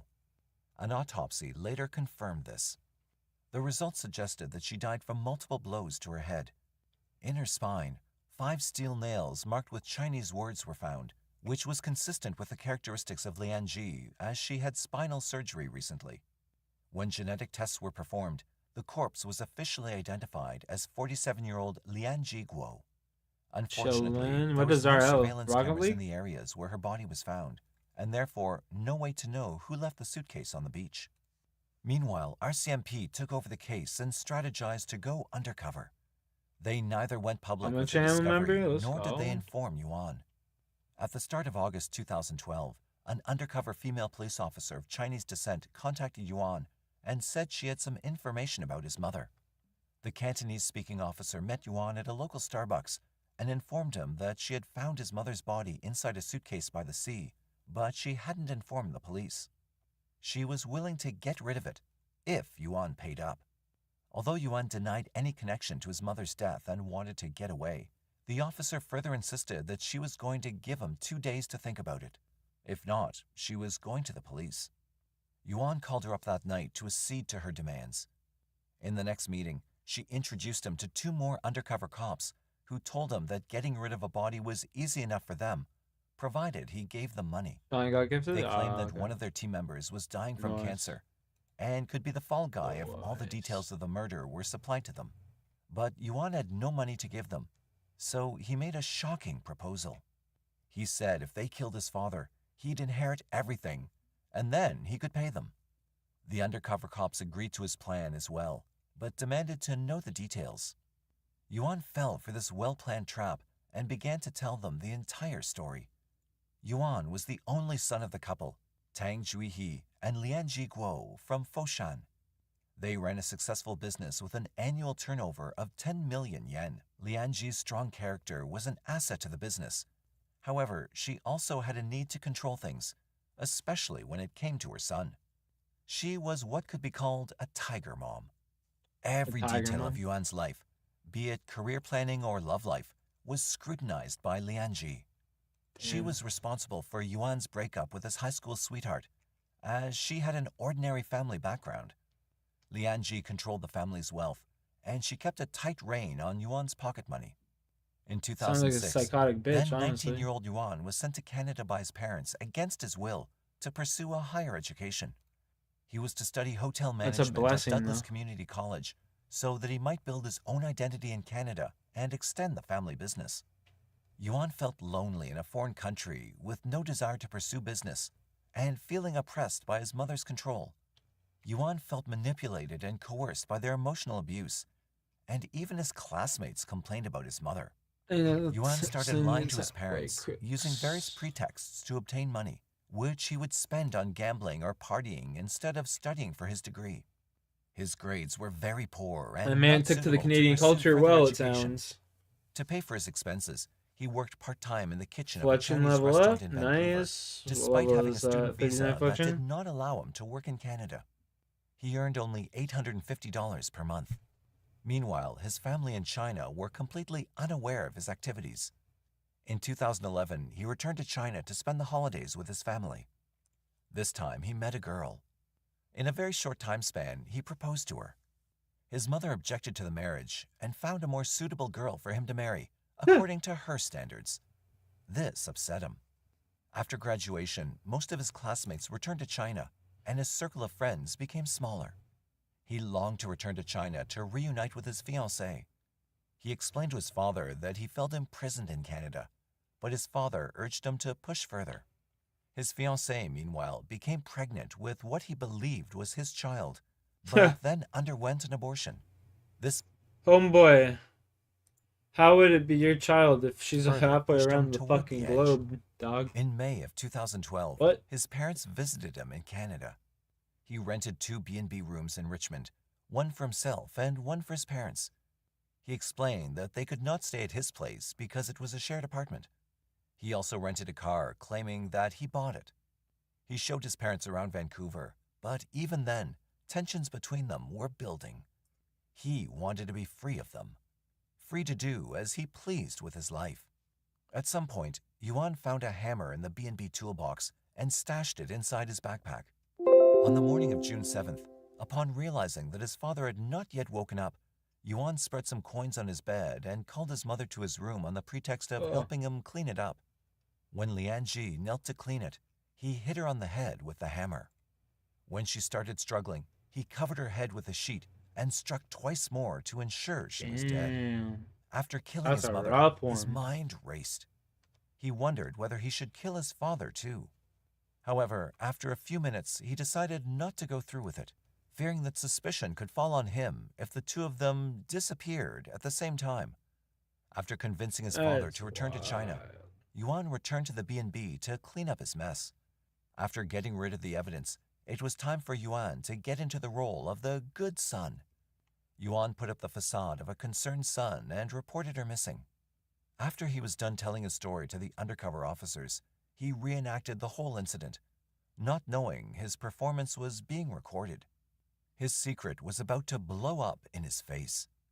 At this point, investigators had more evidence than they could have ever expected. Yet they decided to take it slow and gather more evidence against Yuan to corroborate his story. It did not take long to track down the rented car with traces of blood inside. They also found evidence of burn stains and blood from the storage room of Yuan's apartment. On September 7, 2012, Yuan Ji Tang was formally arrested for the murder of his mother, exactly 3 months after her disappearance. Damn. In addition to the murder charge, he faced additional charges of plotting to kill his father. Although he tried to deny everything, he eventually confessed once all the evidence was presented before him, including the video evidence he had unknowingly given undercover agents. Life turned upside down for Tang Juihe in the blink of an eye when the news broke in China about Yuan's arrest, which prompted his immediate return to Canada.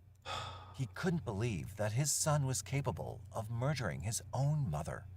Yuan, on the other hand, showed no remorse. He went on to say that he had no regrets about what he did. She's been holding me back, not just controlling me a little. These are my parents and will control me for life. People are going to die. It doesn't matter if it's sooner or later. It was later discovered that Yuan had been planning to kill I got his my parents pet for a Inferior long Nox. I got my He waited for them Phoenix. to come to 50, Canada I got a because 43 this country had no KC. death penalty. He was also skeptical if Canadian police would be Isn't he capable enough Nox to now? solve a crime so twisted. As it turned out, he overestimated his intellect as much I as he tried doing a underestimated heist. I Canadian don't know. law enforcement. Shockingly, despite Yuan's horrific Streamlabs deeds even and here? plotting, Tang Juihe stood by his son during the trial. he not only forgave him, but invested a lot of his fortune in Yuan's legal aid. His reasoning? He already lost his wife and couldn't afford to lose his only son, too, despite all of his wrongdoings.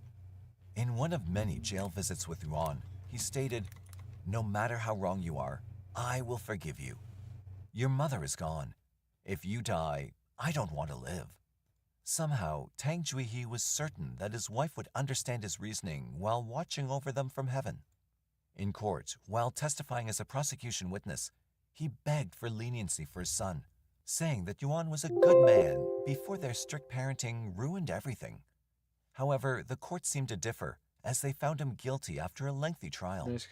Finally, on February 2nd, 2015, the Supreme Court of Canada handed down the sentence of life in prison to Yuan Shi Tang for the second-degree murder of his mother and attempted murder of his father, with parole eligibility after 17 years.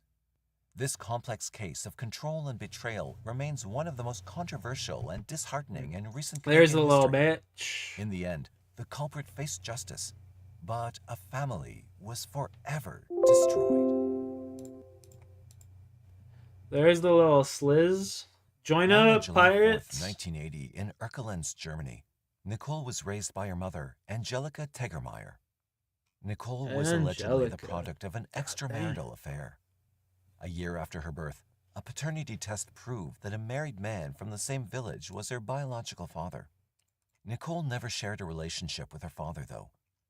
A few months later, Angelika met musician Ad van der Herk. 2 years after meeting, they married and moved to Eindhoven in the Netherlands. Together, Angelika and Ad raised Nicole and his son Andy from another marriage. It was a well-blended family, but the marriage would not last long. Nicole's mother, Angelika, suffered from severe mental health issues. She often isolated herself from her family and suffered from bouts of depression. Angelika and Ad divorced in 1989 when Nicole was 8 years old. Ad, however, filed for primary custody of Nicole, citing that Angelika would be unfit to raise their daughter. He was awarded full custody and raised both Andy and Nicole. However, being a musician meant Ad traveled frequently, and Nicole and Andy 5,000 lived points primarily short. with Ad's Rip. mother, her grandmother. Due to Angelika's mental health issues, she and Nicole did not share a mother-daughter relationship in the traditional sense. After a while, Nicole's dad met another woman, a fellow musician named I'm waiting Yolanda for the van der squirter. She seemed to get along pretty well with the family, and soon Yolanda and Ad married. Both being musicians, Yolanda and Ad wonder were where he often got still off on the to. road touring, leaving both Andy and Nicole to be raised by their grandmother in Eindhoven. Nicole was very Doing close to her tutorials grandmother still? and Oh, did okay, not okay. mind this. Tragedy, though, followed Nicole. After Ad's remarriage, Angelika, who still loved him, fell into a depression despite the help she'd been receiving. In April 1995, Angelika committed suicide when Nicole was around 14 years old. Nicole was devastated by the news. She'd lost the chance to repair her relationship with her mother. However, her family and friends stepped in and did not allow Nicole to fall into a depressive spell that could see her spiraling Easy 5K dangerously points, out of let's control go. like her mother. Ad spent as much time comforting Nicole as he could. Her friends, too, stepped in and became the support group she needed. She eventually put her mind to focus and got herself a job in let's nearby go, bakery in baby! Hohenstedt. Keeping herself busy kept Easy her mind 1 away from mil. intrusive thoughts. Her family and friends said she was overall a good person, trustworthy, and very responsible. It was these personality traits that raised the alarm. On October 6, 1995, Nicole left her grandmother's GG, house Sean, around 5 a.m. GG's. and cycled to work. This was her everyday route, and she GG's. never missed a shift without good reason. So when Nicole failed to show up for work, That was a her fire manager and game, the bro. bakery owner called the police to report her missing. Fire game. Police then contacted her grandmother and father, but they too hadn't seen Nicole and said she had Now left you for need to work stream as per labs the on anything, usual. man. Police launched an immediate search, canvassing the area and asking people if they'd seen Nicole or her bike in the immediate vicinity. Streamlabs Scouring the is surrounding like area, it wasn't until later that same evening through that Nicole's bicycle was Streamlabs. found Like along you the just bank go, of the you gotta Dongo link your River. account through Streamlabs, your YouTube Sadly, through Streamlabs. there was no trace That's of all. Nicole or her belongings. Looking into Nicole's background, investigators started to believe that Nicole, like other teenagers sometimes do, simply ran away from home. She did suffer a great loss and still had extended family in Germany. Her father, Ad, however, said that it was highly unlikely as she'd not shown any signs of rebelling or wanting to leave. The search continued, and on October 19th, 1995, her backpack was found near the Eindhoven Canal. Investigators continued to receive numerous Yo, tips Sean, thanks for the totaling nearly 1 mil, 300 bud. leads. Then things changed on October 24th, 1995, when a man called the police station claiming to Thanks know for the the identity of the 5,000 person who killed base. Nicole.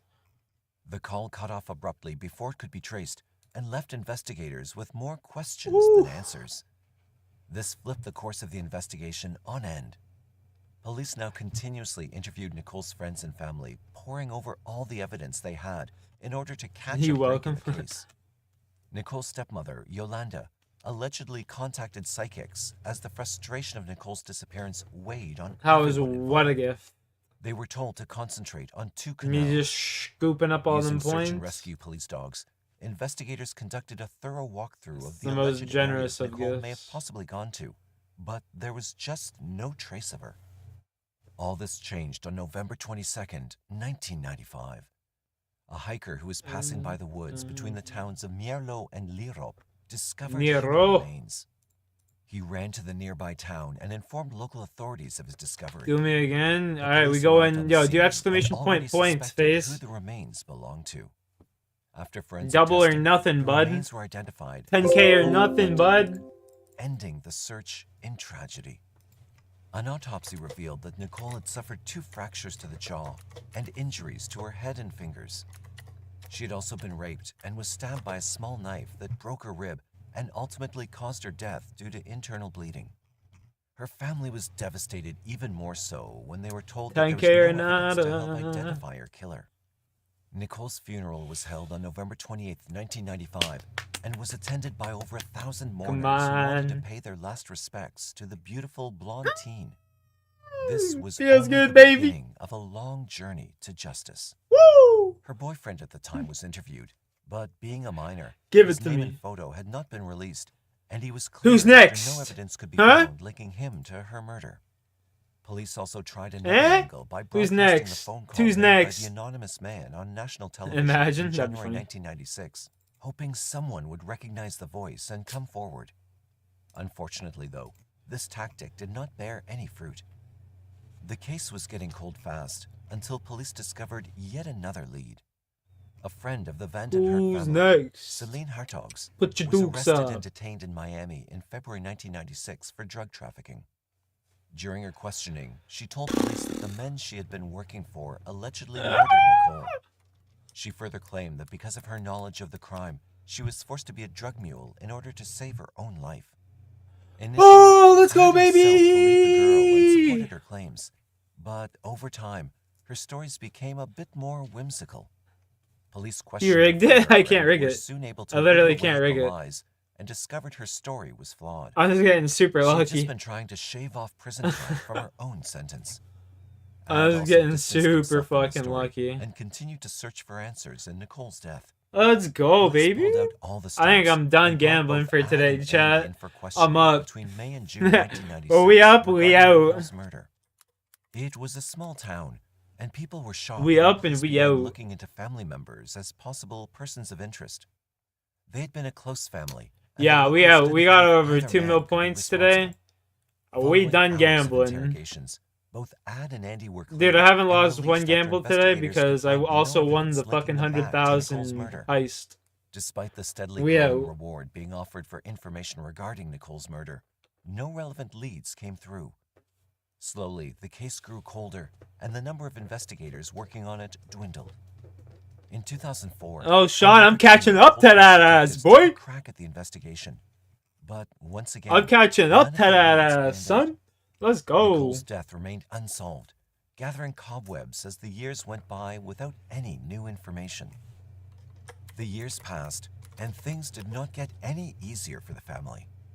Nicole's death particularly affected Andy, who was just 5 years older and shared a close bond with his stepsister. Having lost both Angelica Oh, you and messed Nicole up. in such You tragic messed up. ways, Andy developed You messed psychological up. problems. He turned to alcohol and often fought against depression. He'd also been distancing himself from his family since Nicole's murder, and eventually relocated to England, away from the reminder and the memories of Nicole and the tragedy they suffered. Ad remained in the Netherlands, putting focus into his music career and praying for a miracle that would lead to uncovering the truth behind Nicole's murder. Eventually, though, Ad and Yolanda too split up and went their separate ways. Ad moved to Spain, but kept in contact with Andy through phone calls. However, they were emotionally drained after Nicole's untimely demise, and their relationship became strained over time as well. Let's go, baby. Andy's strange behavior came to a heated end on March 8th. Chad, do we rip a... On Facebook, do we rip a toke or roll a I will joint? be arrested today for the murder of my sister. I confessed, and I will get in contact soon. In mere moments, his comment was shared over 1,000 times. He was immediately arrested by British police and once again made a similar confession while in custody. This confession led to Andy being extradited back to the Netherlands to stand trial for the murder of Nicole. Once back in the Netherlands, Andy was detained in jail and not allowed contact with anyone, including his family. It created a major twist in the case, but the only problem was that there was no evidence apart from the Facebook confession. Police interviewed Ad about his son's confession. Surprisingly, Ad didn't believe Andy was telling the truth. He believed that Andy was just seeking some time in the spotlight after the attention generated by Nicole's case. Yolanda too was interviewed following this major twist, but didn't have much to offer in the way of evidence. She said that there had to be an ulterior motive for Andy's vicious crime.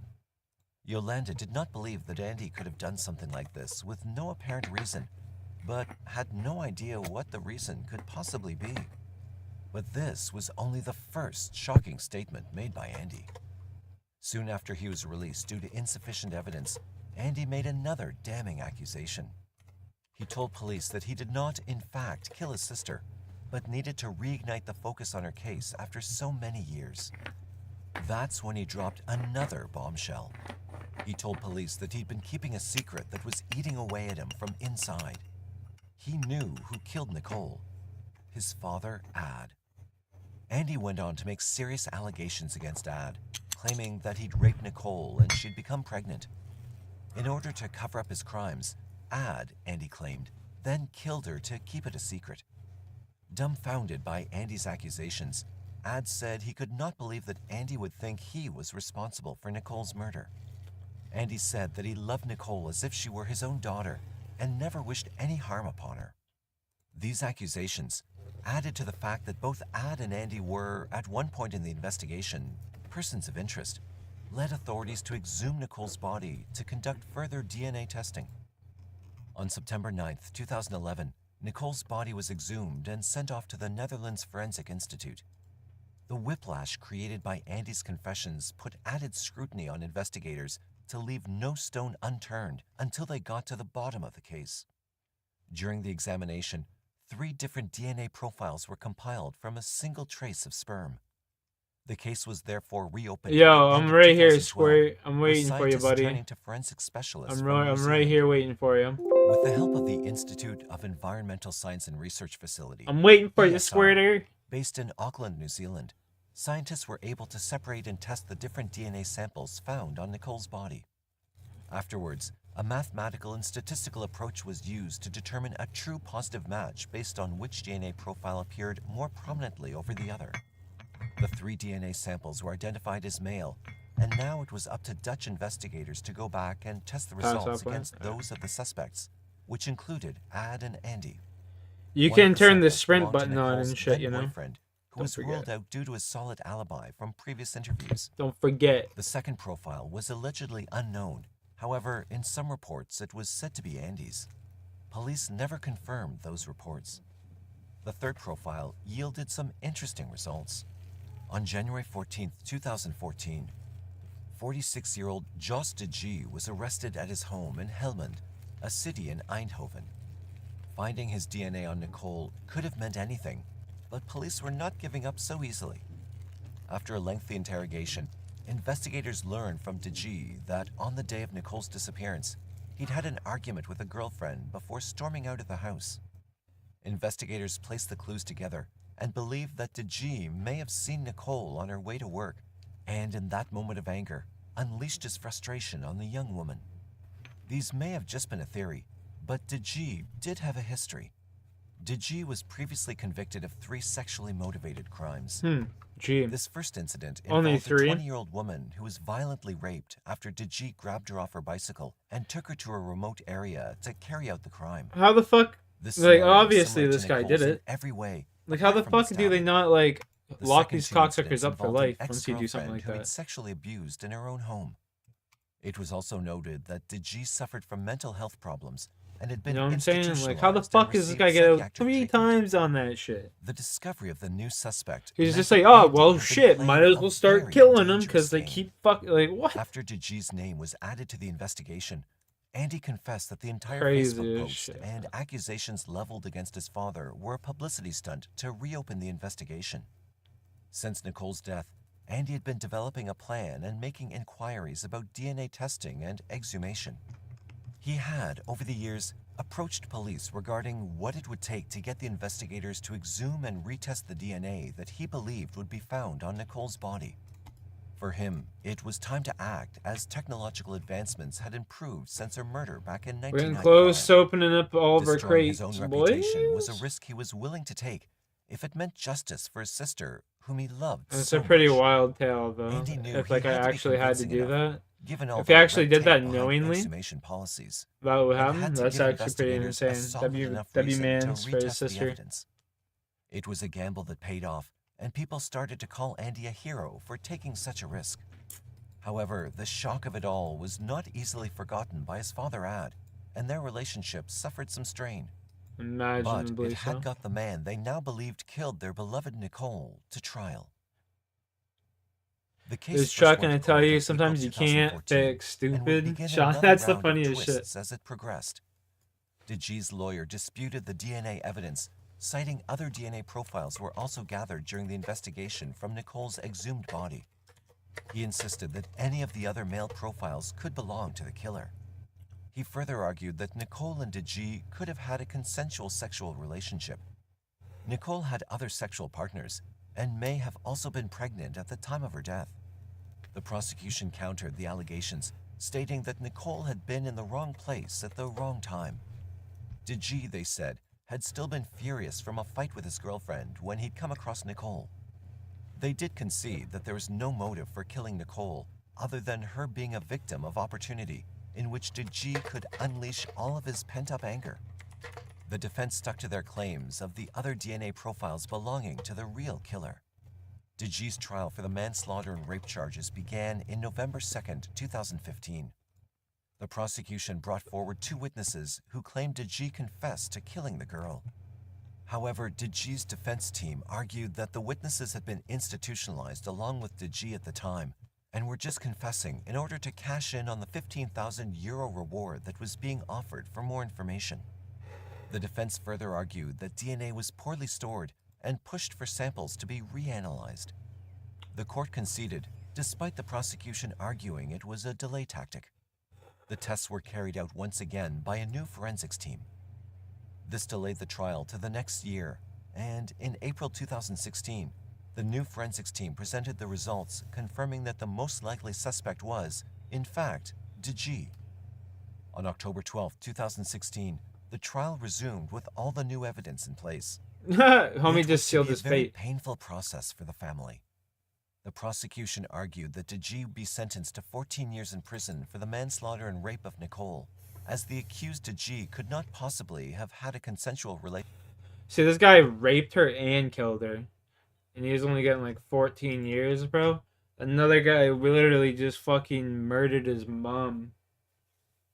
Homeboy's getting the death penalty. What the fuck? Make it make sense. Make it make sense.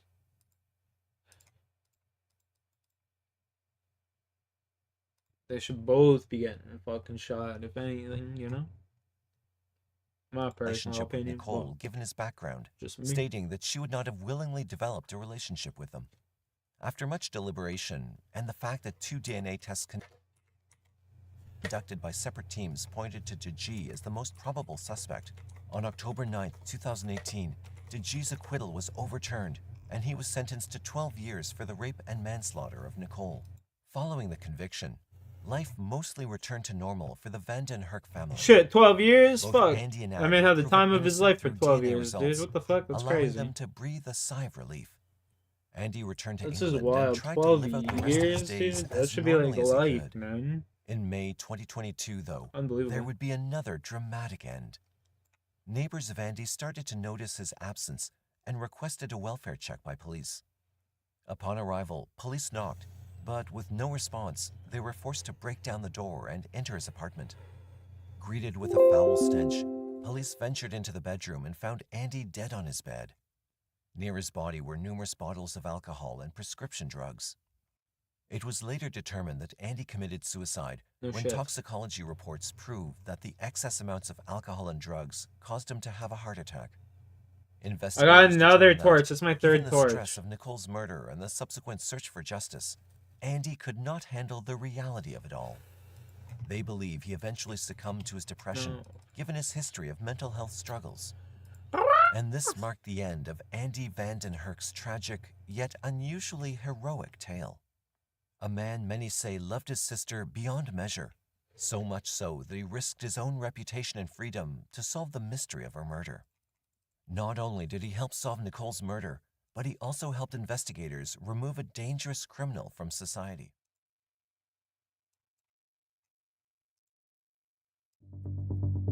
Arushi Talwar was born on the 24th of May, 1994, to her loving parents, Dr. Rajesh and Dr. Nupur Talwar. Both parents were dentists who practiced at a clinic they shared with another dentist couple, as well as the Fortis Hospital, where Rajesh was the head of the dental department. Additionally, Dr. Rajesh also taught at the ITS College of Dentistry. All those who knew Arushi described her as a kind, pretty girl who had many friends and was always happy and carefree. She was known to be a huge fan of the Bollywood star Shah Rukh Khan. When she saw him in a commercial, she would say to her friends, "I wish I could jump into the TV and marry him right now." She was shy, but she did have one secret desire that she confided in friends. "I want to become famous."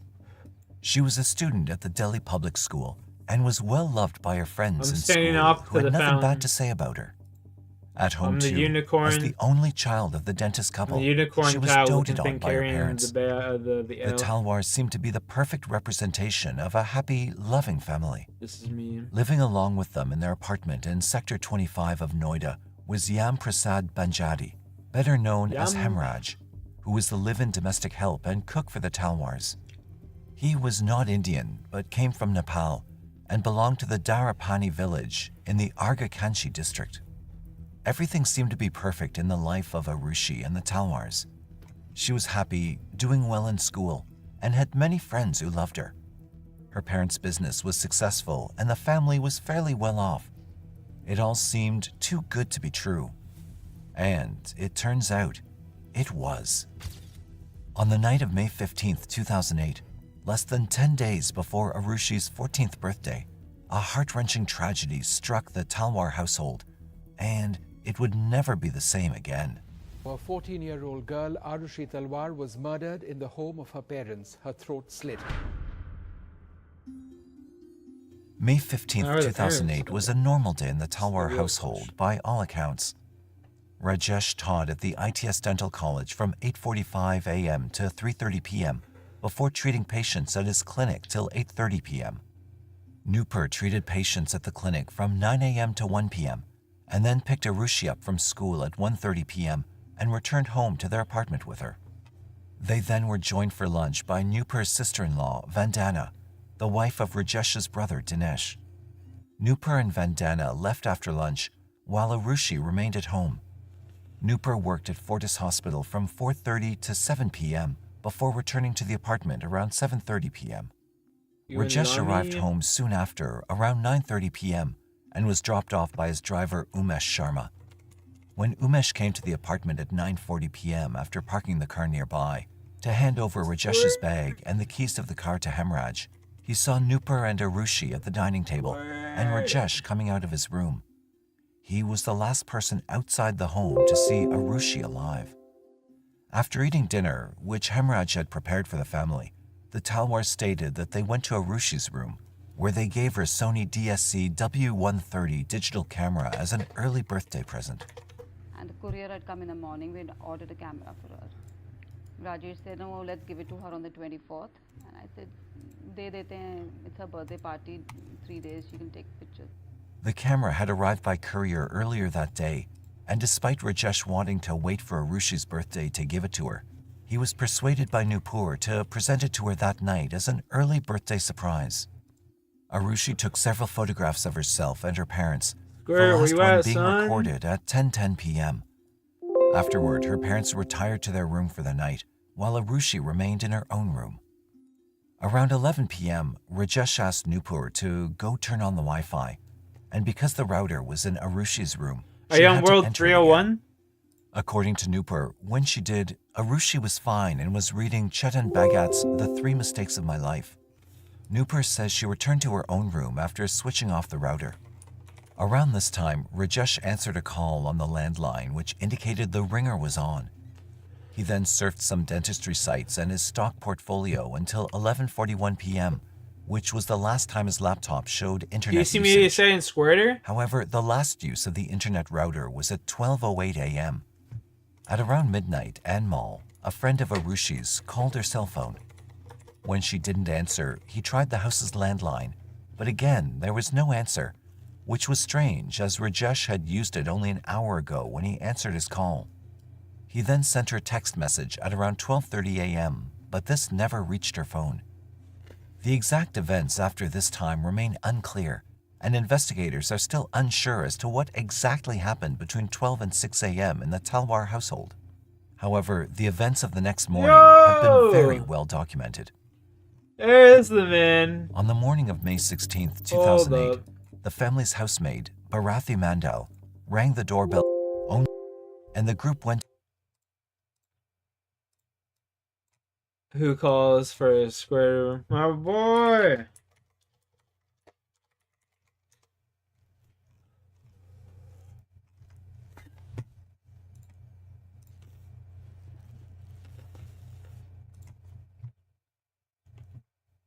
Send you a trade request.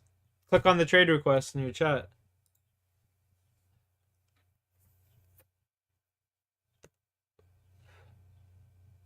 How do I trade? Yeah, it pops up like that.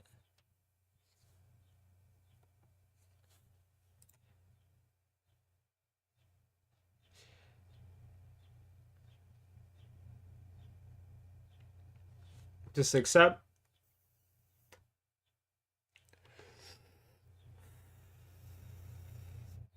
And then hit accept again. Let's go!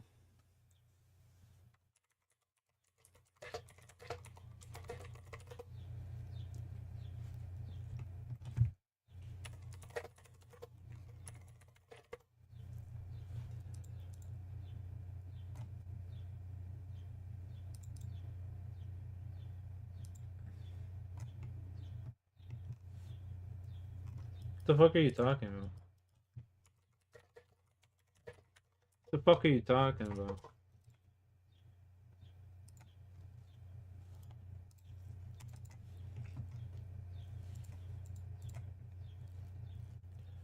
Is it if you go all the way upstairs? You're an idiot.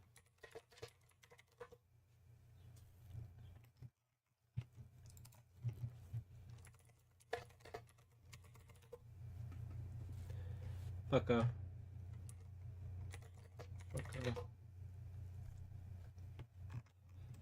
Says the one who likes kids. Yeah, right, bud. You gotta go all the way up the stairs.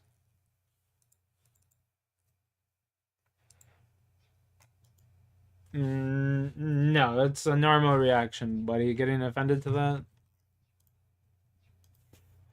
I gotta add boy here. Make sure you add me as well. Where the fuck did you go?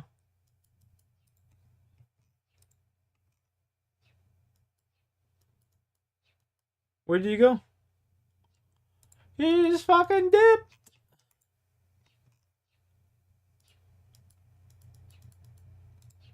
I lost you? Yeah, are you upstairs, downstairs?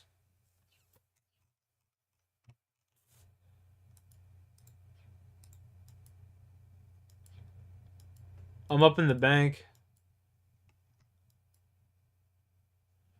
Upstairs? Alright. I'm looking.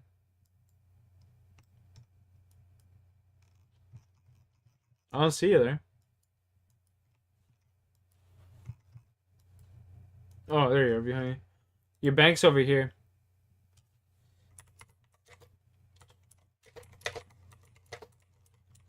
Bank is over here.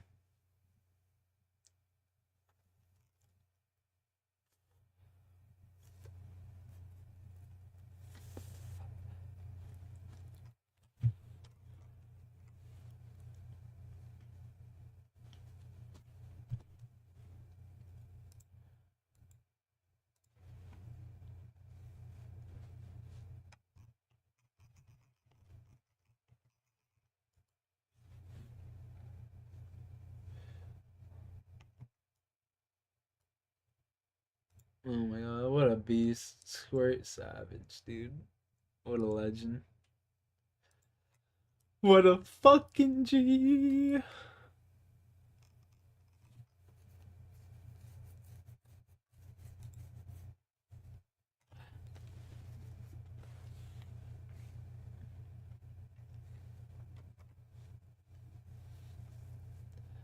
What a G.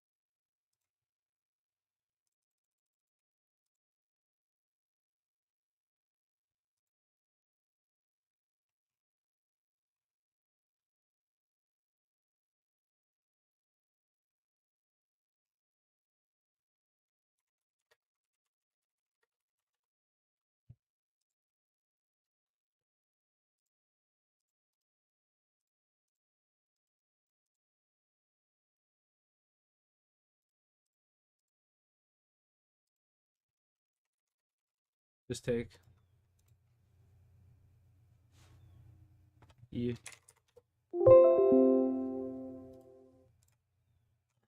Alright, whatever. Alright.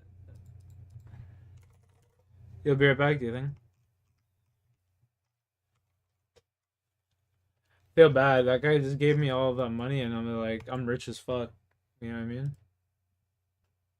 I feel as though that man just gave me his bank and now I'm like, I'm already rich as fuck. Like, damn.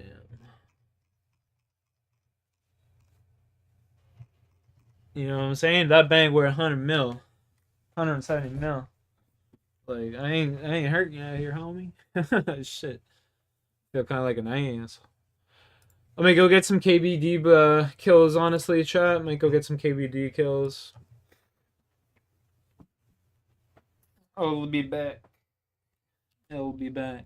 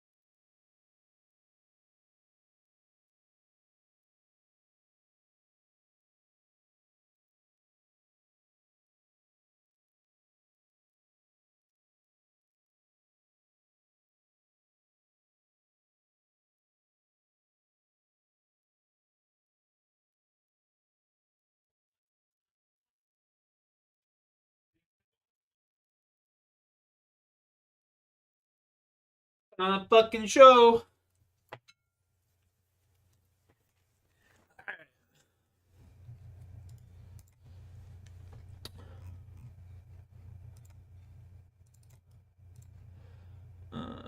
Throw that in there. It was good to see my boy Square, man. That was pretty crazy.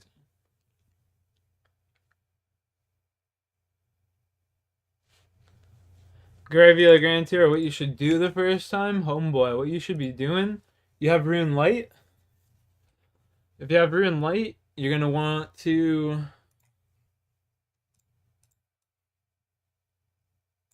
go up to the top. You got your things up here on the the side, right? So you got your wrench. Click on the wrench. Click in the plugin hub, and then do Quest Helper. Look that up. Install Quest Helper and just start doing quests. Go here, show all, and then ordering optimal. Do optimal,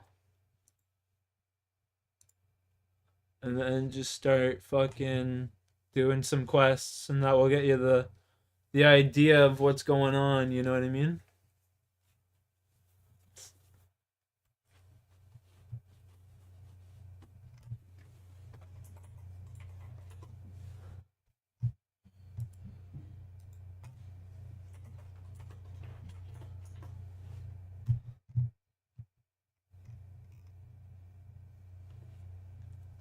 Start doing quests, brother. That's my advice. Squirt Savage, make sure to add me too.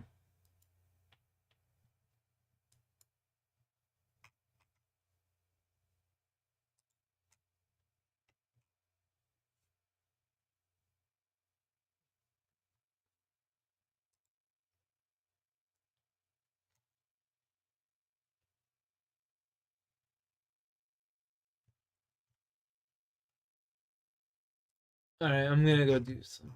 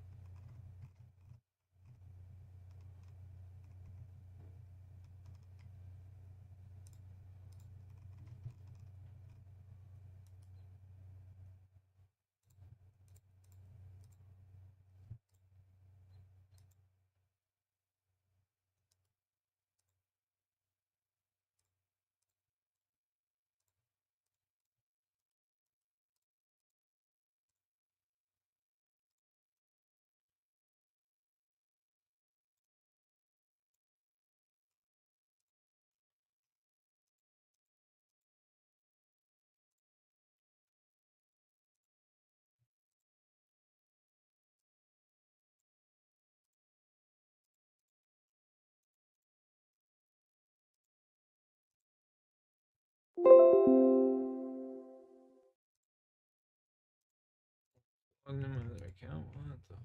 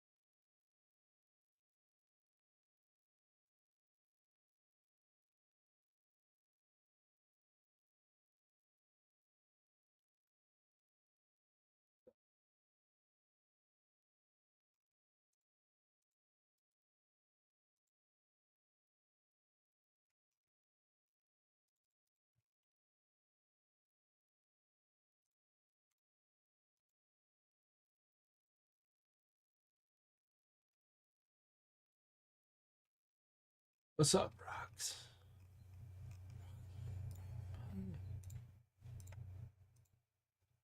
Hi.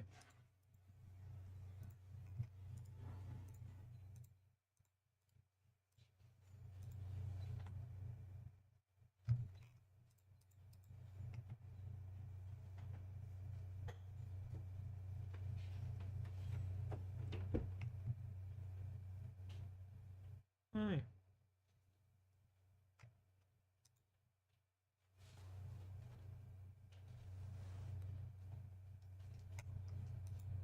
Oh,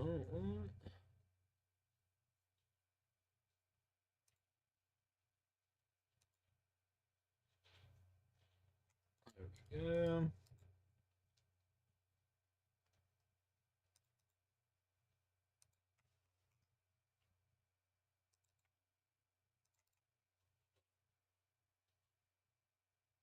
What's up, Rox?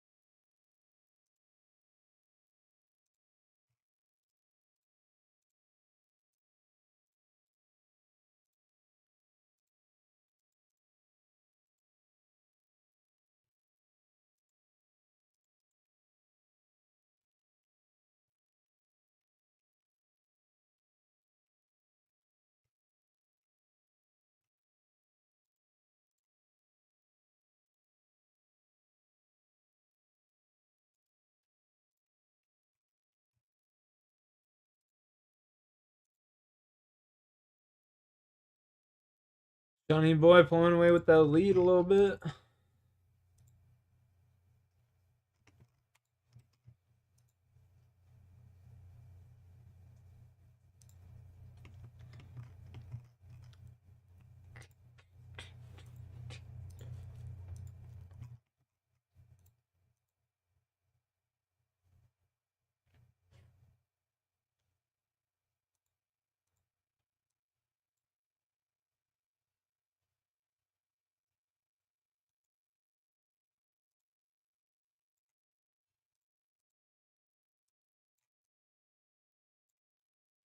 Guilty until proven innocent?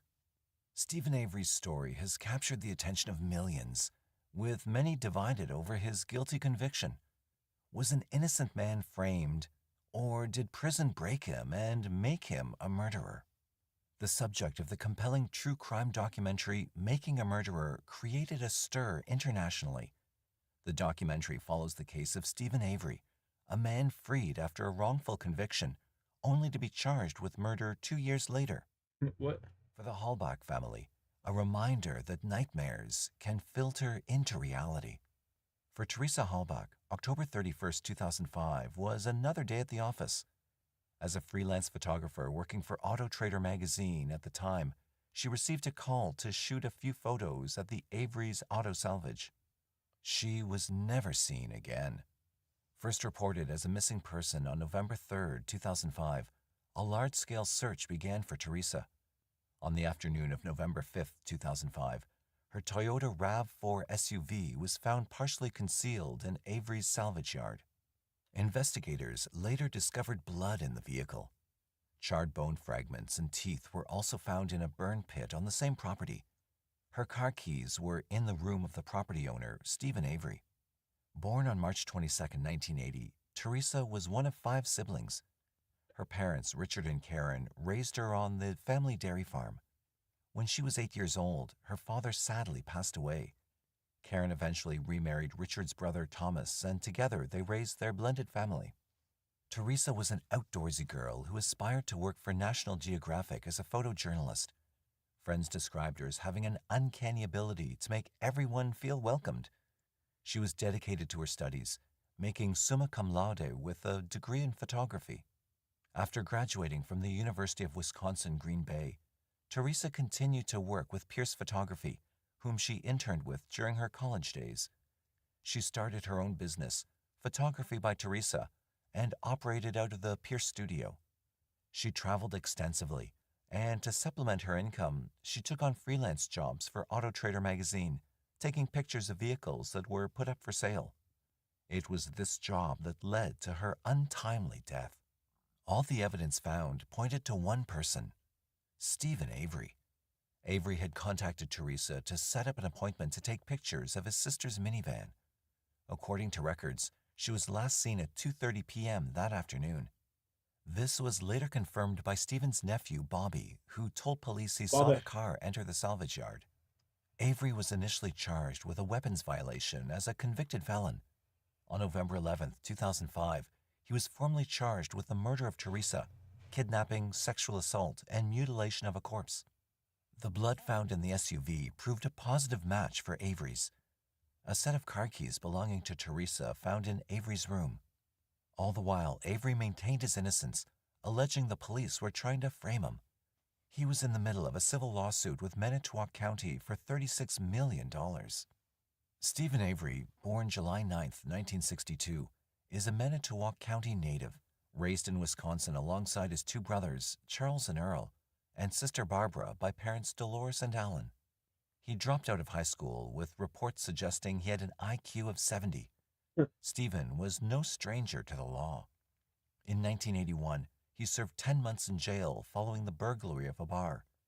A year later, he pleaded guilty to animal cruelty after pouring gasoline on his pet cat and tossing it into a bonfire. For this, he served another 9 months.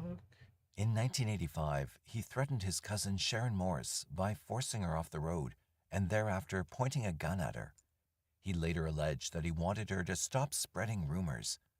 She'd filed a report alleging that he exposed himself on several occasions and was masturbating in the front yard. Although he received a 6-year sentence for his crime, he was granted bail and released. However, Definitely it let was him a out case of again. mistaken identity that had him locked away for nearly 2 decades.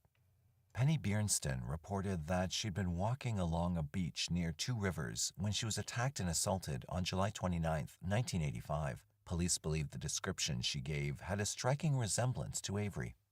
She went on to choose his photo during an interview with police and later picked him out during a suspect lineup. He was arrested and charged with the attack on Bjornston.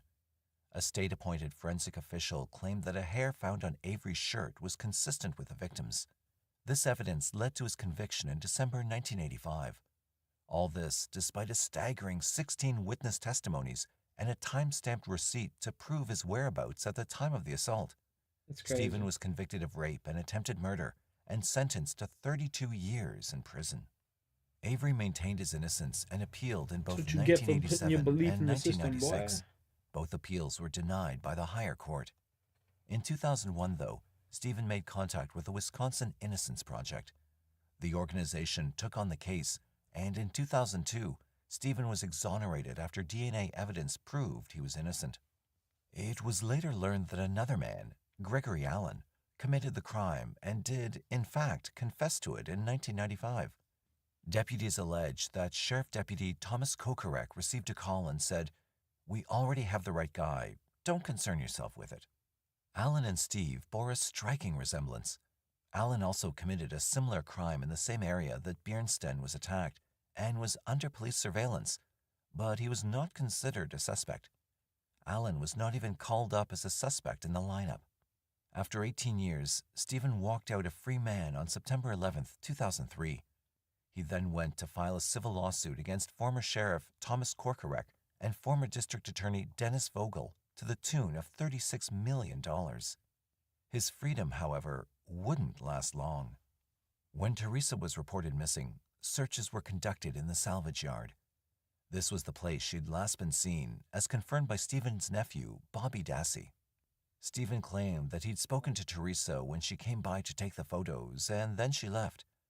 Apart from the bone fragments, SUV, car keys, and blood found in the car, a bullet with Teresa's DNA was discovered in the garage.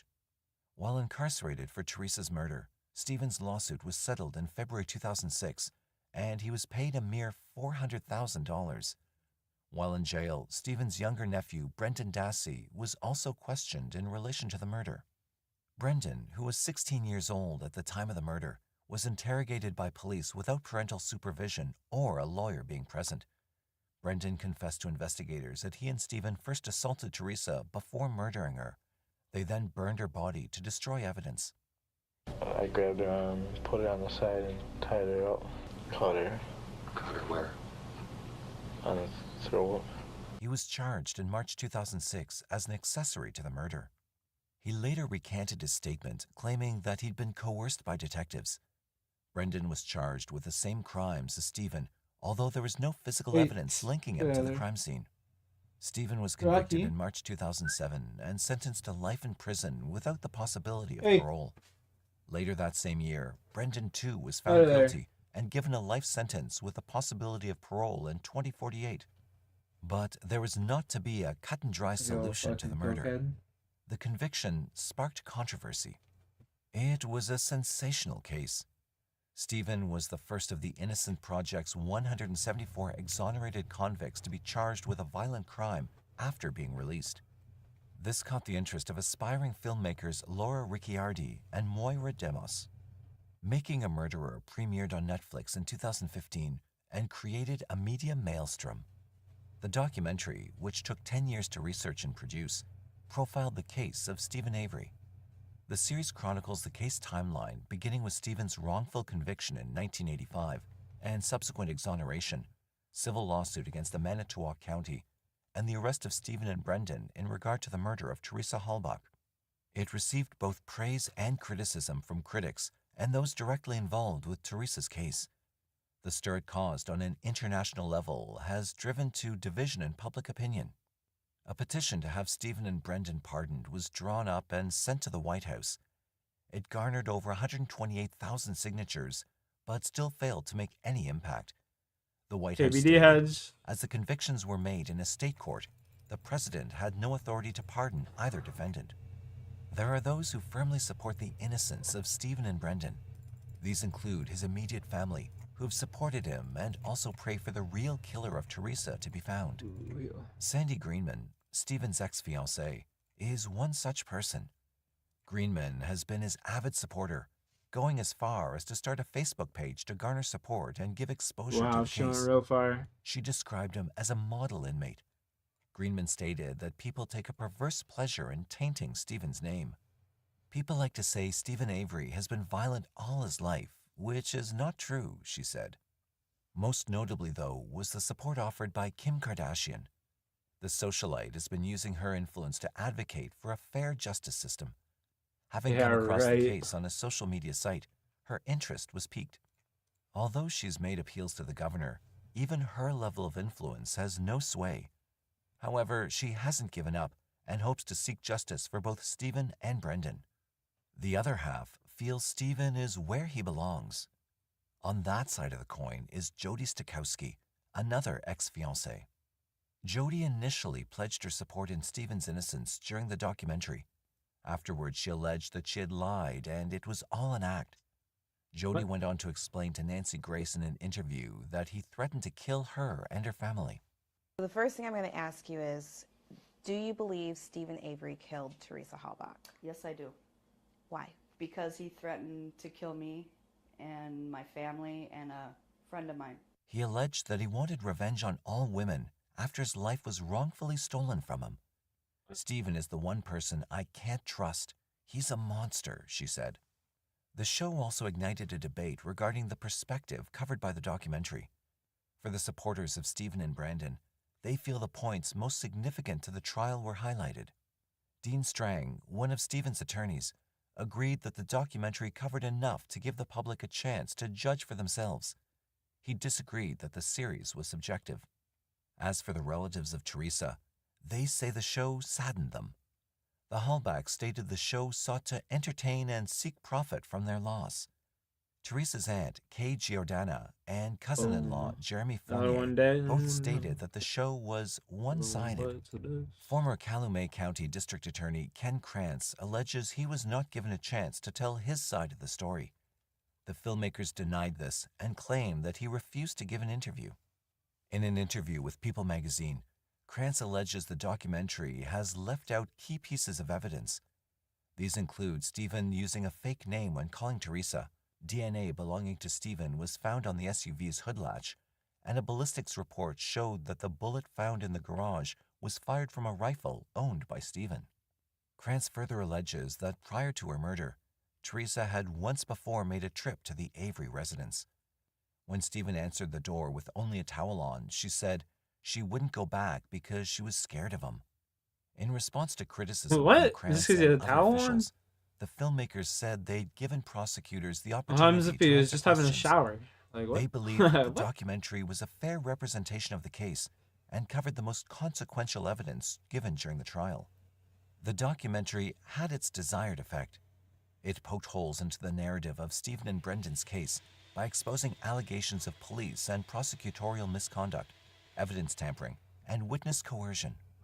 At the outset, Stephen called out the police for trying to frame him. This to avoid the county paying out the $36 million lawsuit he filed. Stephen believed his lawsuit would be undermined if he was convicted of another violent crime. To avoid a conflict of interest, Manitowoc County gave neighboring Calumet County authority over the handling of the case. Part of the deal, however, was that Calumet could use resources which included personnel from Manitowoc. The key in Stephen's room was found by a Manitowoc Sheriff's deputy after several searches of the property. Another allegation made was regarding the blood evidence found in the car. Stephen and his defense team believe it was blood used from his prior conviction. Giving credence to this scenario were the claims made by the defense. According to the Avery defense team, the vial containing Stephen's blood had been tampered with and a puncture hole was visible on the stopper. The prosecution, however, combated this claim by testing the blood for a preservative not found in fresh human blood and found none. Avery's defense team brought in an expert witness who stated it was not possible to tell if the negative result meant there was none of the preservative present or the technology to test itself was inconclusive. The documentary shone a spotlight on the manner of interrogation with regard to Brendan Dassey. Dassey was just 16 years old during the interrogation. Firstly, he was interviewed without the supervision of a lawyer or parent. It's understood that both he and his mother consented to the interrogation. But what piqued the interest of many was that Brendan had an IQ of 73, classifying him as intellectually challenged. Many have argued that his intellectual disability left him open to suggestion, particularly when it was shown that the Reed technique of interrogation was used. The Reed technique has been criticized for producing high rates of false confessions, especially from juveniles and the mentally impaired. The technique is used to make the suspect comfortable and eventually confess to crimes through familiarity with the interrogators. The interrogator then proceeds to tell the suspect that the evidence shows that the suspect did commit the crime. Dassey allegedly agrees with the interrogators during the interviews, Wonder how often but later someone's falsely recanted his confession. arrested, you know? He accused his first defense team of collaborating with the prosecution to get him to confess. You and Steve have this planned? Yeah? Yes or no? Yeah. He's also claimed that coercion was used to elicit a confession from him. Both Stephen and Brendan have appealed their convictions, but have been denied innumerable times and remain in prison. The defense teams of both men have exhausted their efforts in trying to get retrials on both men's charges. Following the Making a Murderer documentary and the public outcry regarding Stephen and Brendan's innocence, significant new developments have occurred in both their legal teams. Professors Laura Nyrider and Stephen Dreisen of the Northwestern University Center on Wrongful Convictions of Youth are representing Brendan.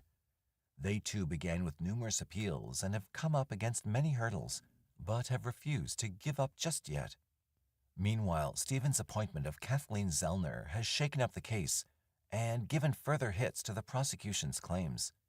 His previous lawyers, Dean Strang and Jerry Buding, have taken their newfound fame and gone on tour to promote and bring attention to the case of Stephen Avery. Zellner, considered a trailblazing trial lawyer, has been responsible for overturning 19 wrongful convictions. Her dogged determination and careful analysis of cases has seen her uncover missing evidence that helped exonerate her clients. Most recently notable, she was a consultant for Johnny Depp and his defense team during his trial. Zellner hit the ground running once she was appointed to Stephen's defense team and firmly believes her client is innocent. One of the first things she put to rest was the alleged confession of Joseph Evans Jr. Evans alleged he was responsible for killing What Teresa time is it? and trying to 8:41? frame Oh Stephen. shit. Zellner stayed. Boys, we might be pausing that. I'm looking up.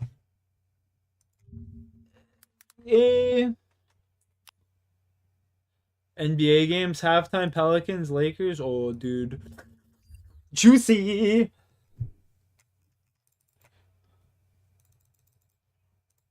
Juicy.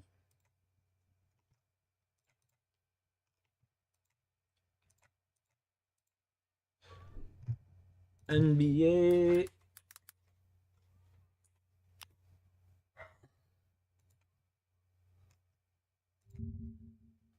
I'm watching the Lakers game on my other monitor, chat, so y'all are just gonna have to I'm just gonna have to bear witness. Yo, the Mashed Man. What's up, dude? Long time no see. Hope you're good, bro.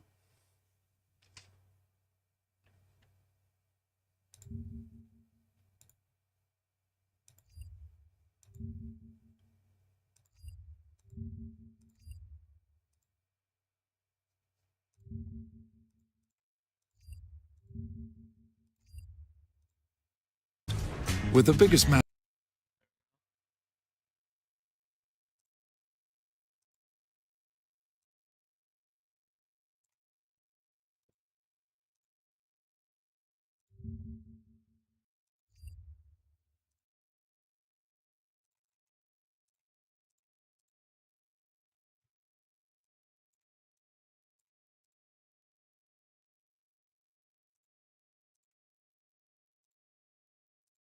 He froze me.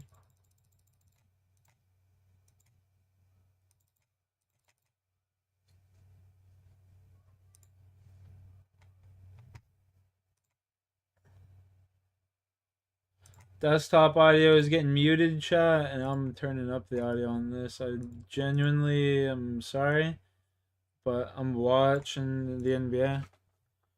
No fucks given.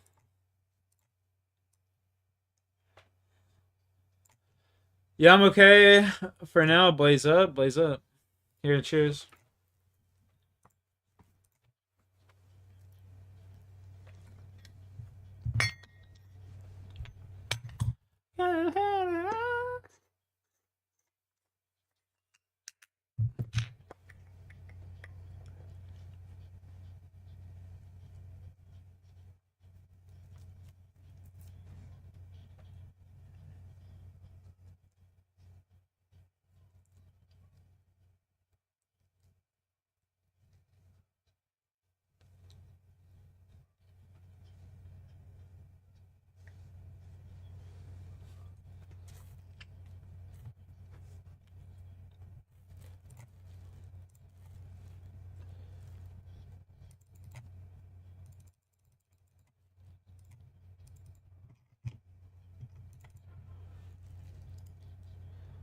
Run a deposit real quick.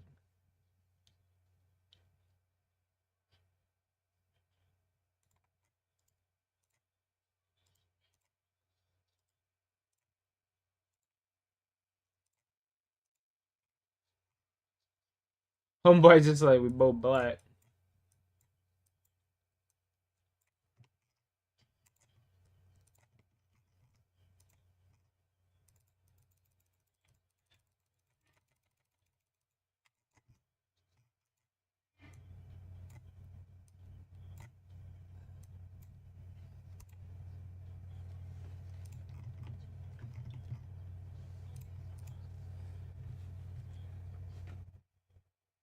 Cheers.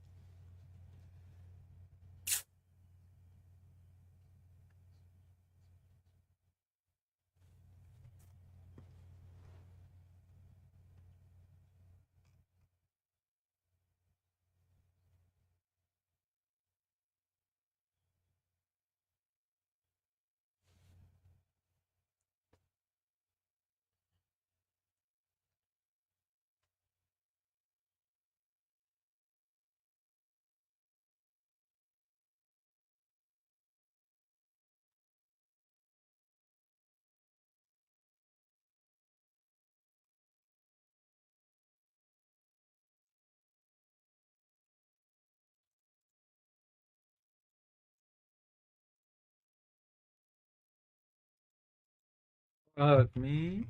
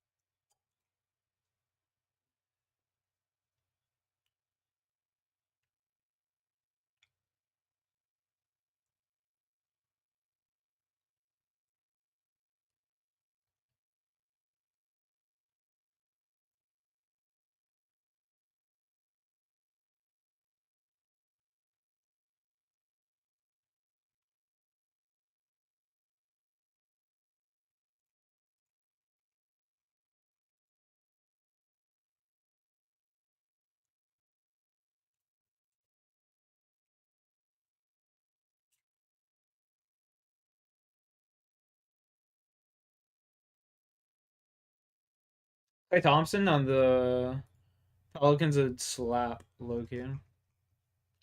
I like a younger Clay Thompson where he's just moving constantly. Just chucking up threes. Oof.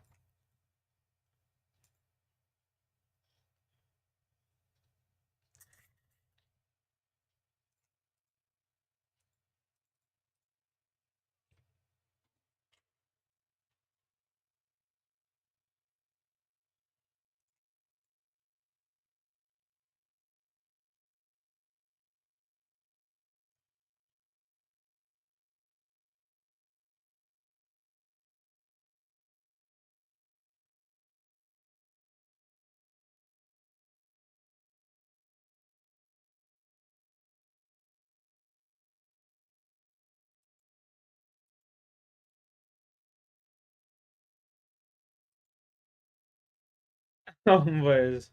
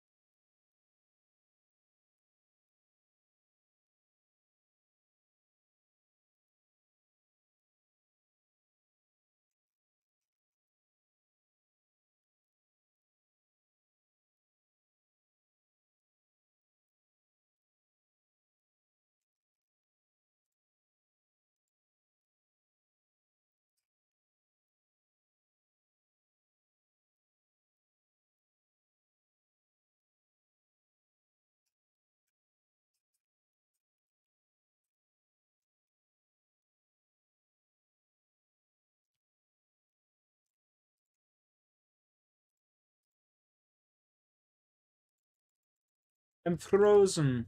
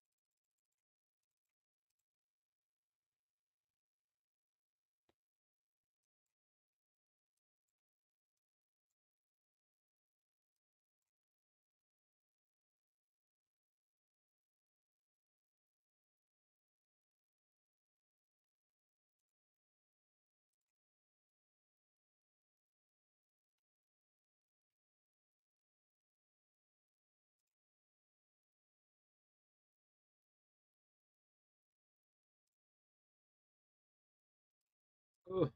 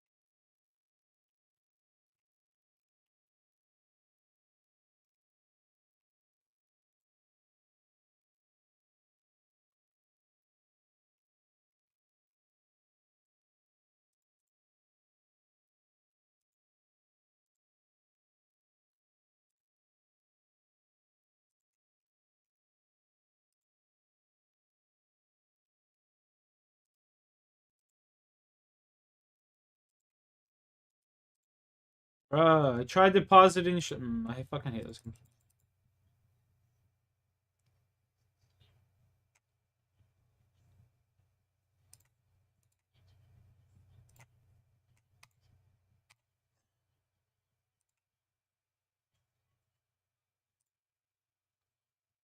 3 KBD heads, by the way. Just saying. No pet.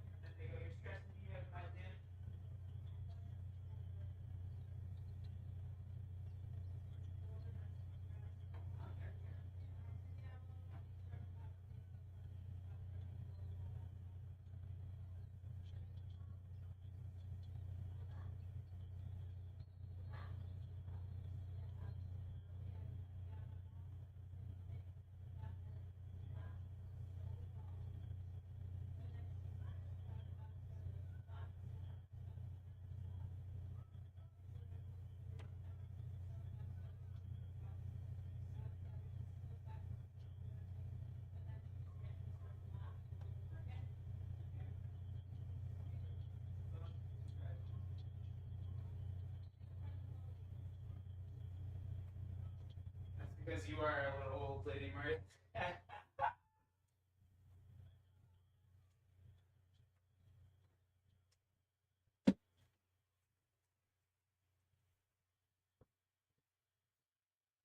Let's go, baby. We're back at it. We back at it like a crack addict.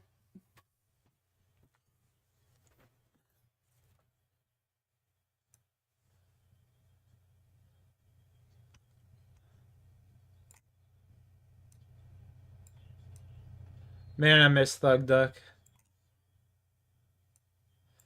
LA is kicking New Orleans' ass.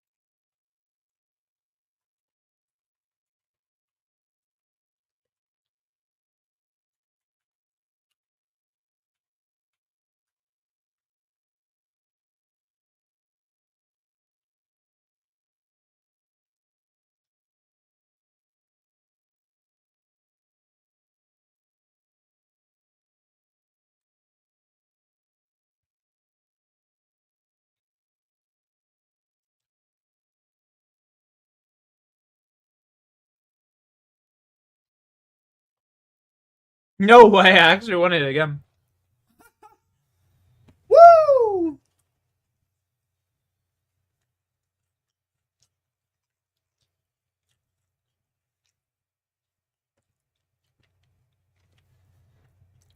I'm number one.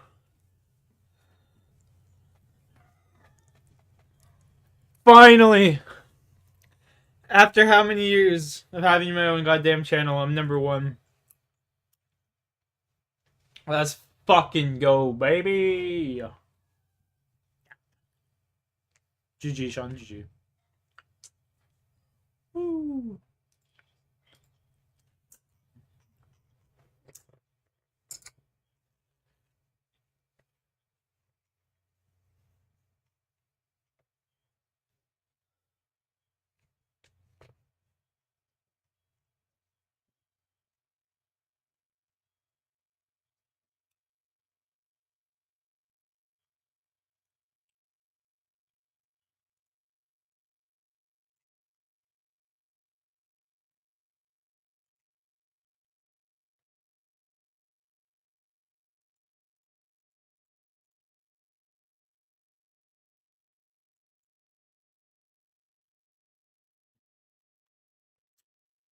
Alright, I think I might stop streaming, honestly, and just watch the NBA for a little while, chat.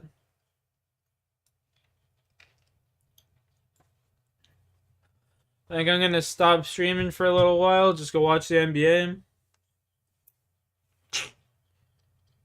Appreciate all y'all chilling.